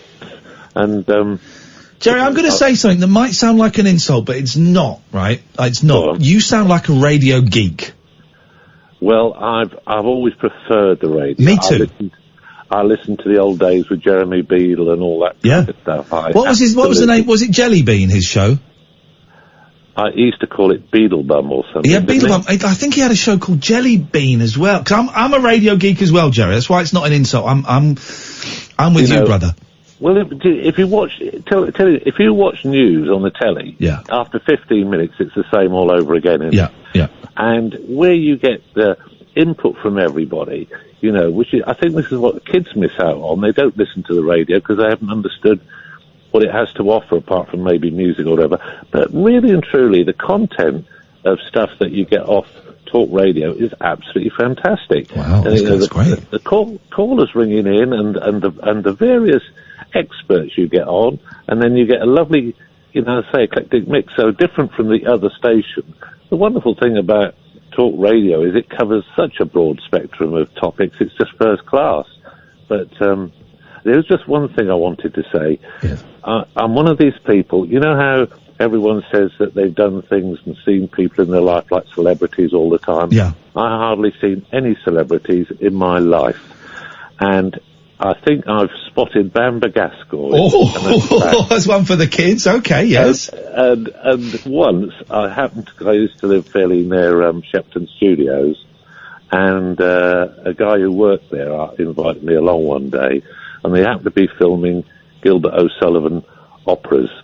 And I suddenly saw this extraordinarily tall man. I think you mean Gilbert and Sullivan. Although I'd love to see that. I would love to see one. Gilbert O'Sullivan is the singer-songwriter from the 70s. Gilbert and Sullivan. That's a right numpty tonight. I don't know. No, it's fine. It's just when you said operas, like, no, okay. We've had Gilbert O on the show. We've not had Gilbert and on the show. Yes, it's like people that can't pronounce cushion. Cushion. People that say mischievous. Oh, gosh, can you be more specific about it? Oh, what's your pronunciation? But the tall man, when he turned round, was Vincent Price. Oh. I wish I'd gone up and had a chat with him, and I thought he'll be sick to death of people. I've heard that Vincent Price was actually quite a charmer when people approached him. Oh. More so than Christopher Lee. I worked with Christopher Lee, and he was a grumpy old so-and-so. Yeah. But I've heard that Vincent Price was very, very approachable. Yeah, well, I just felt that that's probably the last thing he wants. But I mean, he was so tall; it was incredible. Yeah. And wow. you know, he had an aura about him. Isn't it funny that people like that just have a sort of? It isn't just being famous, but there was something about the guy. We used to call it the X Factor before the TV show stole that phrase. The X Factor, that kind of magic thing that made them stand out from mere mortals like you and me, Jerry. Good, great. Well, I think between you and Paul Ross, you've got an encyclopedic knowledge that must extend to Wikipedia's full total. Oh, yeah. Totally useless. It doesn't earn us a penny. But, Jerry, listen, thank you very much indeed. I appreciate you. Getting some nice new people calling in. 0344 499 1000. Let's go to Val. Good evening, Val. Good evening, Ian. Good evening, Val. Have you forgotten my picture? Yep, sent it yesterday. Oh, that's nice. It's nice. And hopefully it's going to get you feeling a little bit fruity. Well, You old racist. no, I won't be like that again. Sorry? I won't be like that again. That's okay. I know, I'm only teasing you. We did it, and it's got sent, I think, either Monday or Tuesday we did it. Right. So it should be with you very, very soon. Do you mind doing it? Yeah, I hated doing it. In fact, I want to recall it. Of course I don't mind doing it. I'm just very forgetful. That's why it's taken so long. I'm an idiot. Oh, no, you cheer my day up. Oh, well, there you go. Thank you. And you cheered my day up asking for it, and hope you give us a call when it's arrived, okay? Okay. All right, Val. Nice one. Thank you. We're going to go to California in a second. This is Talk Radio. The radio show where the owls are not what they seem. Do you or have you ever watched Twin Peaks? The Late Night Alternative with Iain Lee. We could be dreaming and meeting each other in our dreams. On Talk Radio. Let's go to Jerry. Good evening, Jerry. Hi, Ian. Hey, Jerry. How you doing? I'm fine. How are you guys doing? I'm struggling to speak, so I'm going to keep quiet while Catherine speaks. Hi, how are you doing, Okay, Jerry? so- What's going on with you? Hi, you know what? I wanted to tell you happy birthday now. I know I'm a little early, but I sent you guys a package, and you know what? I don't know. It says that I looked in the tracking that they like attempt to deliver it, so I don't know what's going on. But if you guys could just kind of keep an eye on it for it to see if Did it's you going to come in a couple did you days. send it to the new building or the old building? The new one, and you know what? I'm not sure if I have the right email address. I mean, the right address because there's no way to email you guys because I can't find. Because a couple of times I tried to email you and it came back, so I don't know how to. I didn't know how to get a hold of you, but I'm not even sure if I got the right address. This is exciting. I don't have a public email address anymore. Kath's got a talk radio. Yeah, I have. If you want to email me, you can do that. What is it? Catherine.boyle@talkradio.co.uk. Okay, now is the K and the your K and the V, are they uppercase like letters or lowercase? I don't think it matters. It doesn't matter. What is this, 1996, Grandma? Well, you know what? Over here, if you make it like if it's non-capital or little, it will come back. You have to be really? like with us. You have to, yeah. Wow. Yeah. How strange. No, just go for it. I think it will be Just do fine. it. You can do it. I don't have a public email address anymore, and I feel so much better for that. Man alive. Do you remember if the address that you sent it to had London Bridge in it? Yes. Okay, well that's Did it have talk radio in it? Yes, it did. Then we're there. Then It's it will gonna arrive happen. any day.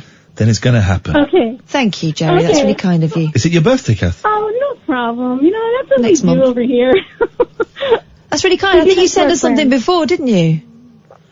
Yeah, but it was in the old address. Yeah. So it was easier. Yeah, I remember. Thank you. That's really kind of you. You didn't need to do that. It's very kind. Oh, it's okay, no problem. You know what? I'm going to email you just to make sure that I get it, or that I got the email correct. Okay.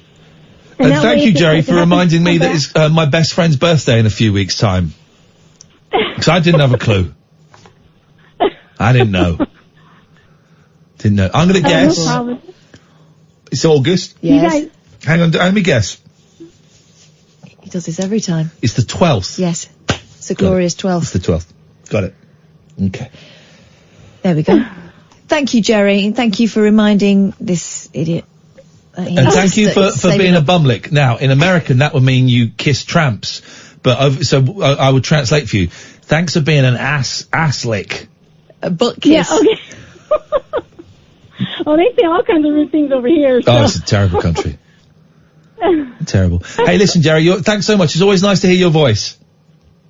Oh, it's nice to hear from you guys, and you guys take care. Thanks very much. See you later on. Bye-bye. Bye. Bye-bye. I love Jerry. She lives in California. She listens to this rubbish. She sends you birthday cases. Sorry, I'm saying birthday cases because I'm reading a thing here. Dave says all email addresses are lowercase. Yeah, but if you did it in uppercase, it wouldn't make a difference, Dave. Wouldn't make a difference. So, thank you for that, Dave. But not today. What have you got, Boyley? Okay, what about this? Woman goes topless in attempt to avoid shoplifting bust. Okay. New York Post has a lot of fun with it. Bust. A New Jersey woman shed her shirt and went topless to escape a shoplifting arrest. Her attempt went bust, according to a report. Bust, that's because of boobs. Yes, bosoms. Lakia Pierce, 42 of Sorry? Hoboken. Lucky Pierce? Lakia Pierce. Look at your piss all over the floor. 42 of Hoboken was seen trying to leave Her what? Hoboken. I don't know what Hoboken is. Is that part It's of a a woman? place. Oh, on a woman? In New Jersey. Where is Hoboken? Hoboken. Look at your piss all over Hoboken. Clean this mess up. Was seen trying to leave a ShopRite in Bayonne without paying for a few items late Tuesday, according to NJ.com. A loss prevention guard, that's what they call a security guard over there, loss prevention, asked a police officer working a security detail to help stop the woman who became uncooperative when confronted and tried to flee. Police Lieutenant Eric Amato told the news site. Lieutenant. No, because he's American.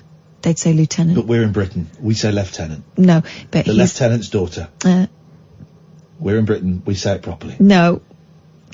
During an ensuing struggle, Pierce scratched the cop's arm several times and tried to slug him. But he managed to grab hold of her shirt, Amato said. The desperate woman tore away, allowing her shirt to be pulled off. so she could escape topless. So she allowed it, did she? He didn't rip her shirt off. So that's interesting cop speak there. That's the old grabbing it and then just slipping through it so you can escape. Was she wearing a brassiere? What does a brassiere mean? What's the origin of the word brassiere? Yeah, okay. Cat's gonna make something up now. Well, honestly, I don't know. Okay. The bras in French is your arms, but obviously it's got nothing to do with your arms. Well, of course it does. Your arms go through it. Yeah, I wonder. Shall I look it up? No. I'm interested now. Carry on with the story. Hang on, I'm interested now. Brassiere. Definition.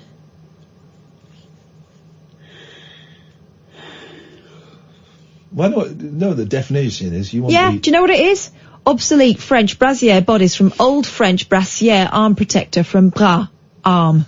Thank you very much, everyone. Thank you. Arm protector. Very much, guys. Arm protector. Very much.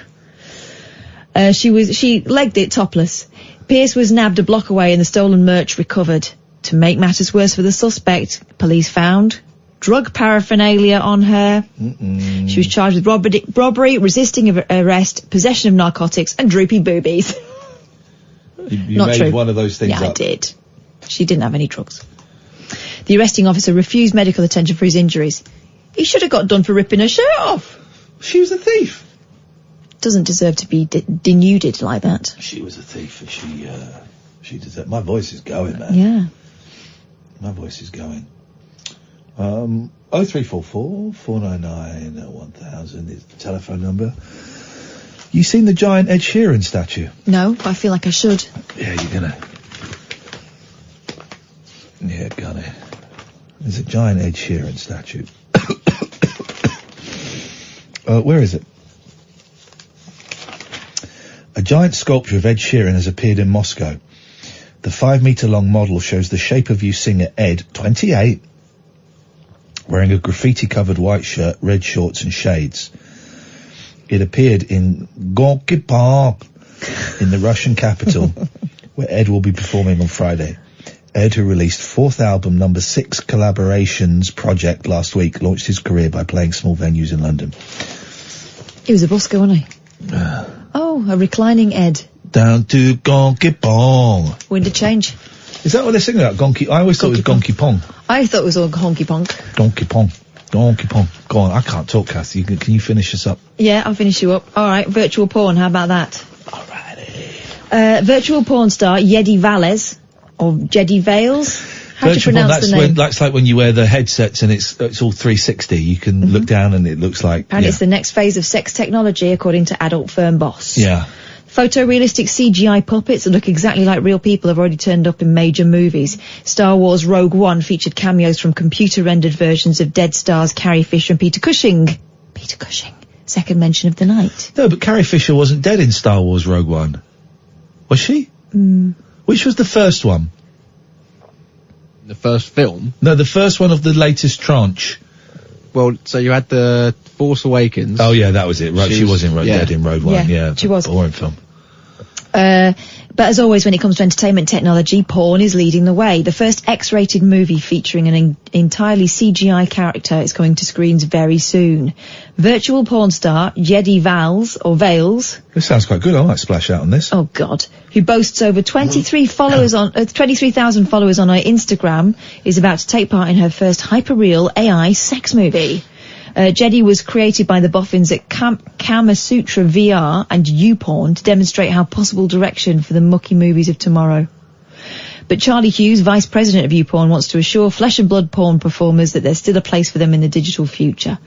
He said, YouPorn doesn't claim to know the answers to all the questions about what AI means for humanity, and we have no interest in replacing porn performers whatsoever. That was never the motivation behind this project. And he clapped back. That's a new phrase, isn't it? Clapped back. At critics who have questioned the growing momentum of fakery on social media. He said promoting things that are not real on social media, seemingly a huge part of social media. Gone are the days of virtual characters being restricted to only movies or video games. There's a picture of her with a little bit of side boob going on there. In our eyes, Jedi is already an early step in the next phase of technology, working with humans instead of working to replace humans and human sexuality. God. There we go. That's the future. Mind you, they said that about Anna Nova. Do you remember that newsreader? Oh yeah, I do remember Anna Nova. VHS won over Betamax because porn chose it. Whatever format porn chooses wins. That's how it goes. My throat is killing me all of a sudden. I think sometimes it's the release of the burp does it with you, like burns the back of your throat. No, it doesn't at all. Well, it's not what it is at all. It's just it turns out I got a cold. Damn my children for breathing in my house with me. Those pesky kids. The other day. Let's see if we've got anything else. You got anything else? Yeah. Go on. You go on. Go on. Take us home. Take us home, cowboy. Come in, Paul Ross. Cat's going to entertain us. Oh, Go flushing drugs could create a meth crocodile. Police in the US have warned flushing drugs down the toilet could create meth gators. Right. Meth gators. I'm in. Loretto Police Department made the tongue-in-cheek comment after catching a suspected drug dealer attempting to get rid of methamphetamine in his lavatory. After entering the home in Loretto, Tennessee on Saturday, officers found the man flushing away 12 grams of meth and several items of drug paraphernalia. It's the second time you said the phrase drug paraphernalia I know, tonight. really crazy. I'm going to say it again. The suspect was charged with drug possession with intent for resale, possession of drug paraphernalia, and tampering with evidence, according to the news site. Police jokingly warned that his actions could end up creating meth gators in Alabama. In a Facebook post, since deleted, the department reportedly said, "This, folks, please don't flush your drugs, okay?" There was a piece in another paper about this yesterday, which said that apparently it's not a drug I've been attempted to try, but apparently it increases paranoia, can lead to violence. Oh. Which you don't really want in alligators or crocodiles, do you? You don't really enhance that side of their evolutionary skill set. This copper goes on to say, ducks, geese and other fowl frequent our treatment ponds, and we shudder to think what one hyped up on meth would do. And meth quackers, that's almost a cartoon series waiting to happen, isn't it? You know you get squirrels that are addicted to crack. When people smoke crack, like under trees and stuff, and little rocks fall out, and the squirrels go around and they'll eat anything, it's nuts. And then they eat it, and then they get addicted to crack. Blimey, Charlie. Imagine. I'm not walking the dogs in the woods again. Oh, Hoboken, by the way, New Jersey, is where Frank Sinatra's from. There we go. I did a tour once there in my horrible obsessive way. Yeah. And there are squirrels in somewhere in America, in like one of the great parks that have got the plague. No, it wasn't. It was in like San Francisco or something. There were squirrels that they found had the bubonic plague. In America, I'm sure of it. Catherine, please. I am. Put us out of our misery. I know there are black squirrels around Stevenage way in Hertfordshire, and they're a genuine type of offshoot of another species like the red squirrel. There are black squirrels, certainly in Stevenage and Hertfordshire. And they like Letchworth Way. You're right. Yeah, of course you'd like that, you guys, wouldn't you, with your history? Oh. Plague-infected squirrel caused the closure of a California campground this week after it was found during routine trapping in L.A. County health officials. There you go. LA. And your campground in San Francisco would be worth investigating. I'm sorry. It's been a long week. What have you got on your show tonight, We Paul? have got something that I would urge everybody to consider investigating for the summer holidays. I think you might be tempted by this. Yeah. It's opening properly on July the 25th. It's part of Bristol Zoo, but it's not part of the zoo because it's bare wood. You go over walkways, they're reintroducing brown bear and wolves in the same area. Lynx and wolverine are coming back to be living in the wild as well. It's completely enclosed. They're going to be fed by the people, but you go over these kind of almost Kenya safari-style walkways and you'll see them in their natural habitat. I can't wait. I won't be doing that. Why not? I don't like heights. I don't like Go Ape. I had to come off Go Ape once. Did you? Yeah. I get a refund? No, I didn't get a refund. And I upset my youngest because I was supposed to be on there with him and I said, son, I can't do it. I'm finding it horrible. Well, the other thing we're doing tonight, I'm mentioning, is inspired by U2's concert last Thursday, the Kiss concert. Oh. Because it was on this day in history that Kiss added to what you young folk call their merch by releasing their first Kiss casket. The casket, yeah. And so we're going to talk about that because I don't know if you know, you a fan of Pantera? Great metal band. Not really, I'm aware of them. Dimebag Darrell, they're main two guys, Darrell Abbott was his name, they called him Dimebag, and his brother Vinnie Paul Abbott were the co-founders. They didn't sing, great guitarist. And then in 2004, poor old Dimebag, Pantera broken up, was shot by a crazed fan on stage, shot dead. Okay? In concert? In concert, with a roadie and two members of the audience, okay? The guy was then taken down by police and killed himself. Wow. Gene Simmons donated to bury Dimebag a Kiss casket. What and generous offer. And turned up at the funeral, along with Eddie Van Halen, who gave his famous Bumblebee guitar to be buried in the Kiss casket. Then Vinnie Paul dies last year, and he was buried in another Kiss casket right beside his brother. Wow. It's a great story, isn't it? That's incredible. And it's got the 4 guys, I'm sure you've seen the Kiss faces, and Kiss Forever on the side. Yeah. That's what I want to be buried in, Catherine. I don't want to put any more money in Simmons's pocket, but that's brilliant. Thank you, Paul. That's it. We're done. I was about to give out the phone number. There is no point to doing that at all. Thank you very much. I'm on here from 1 till 5 and get lonely. You told me off once for giving out the number before. You said but you were speaking to the wrong kind of callers. That's before you rediscovered your mojo, you two. Oh, okay. Well, then phone up Paul Ross and tickle him. 0344 499. Tickle him. They do. They love it. 0344 499 1000. We will be back tonight at 10. Thank you, Catherine. Thank you, Sam. Paul Ross is up next. This is Talk Radio. We are Talk Radio.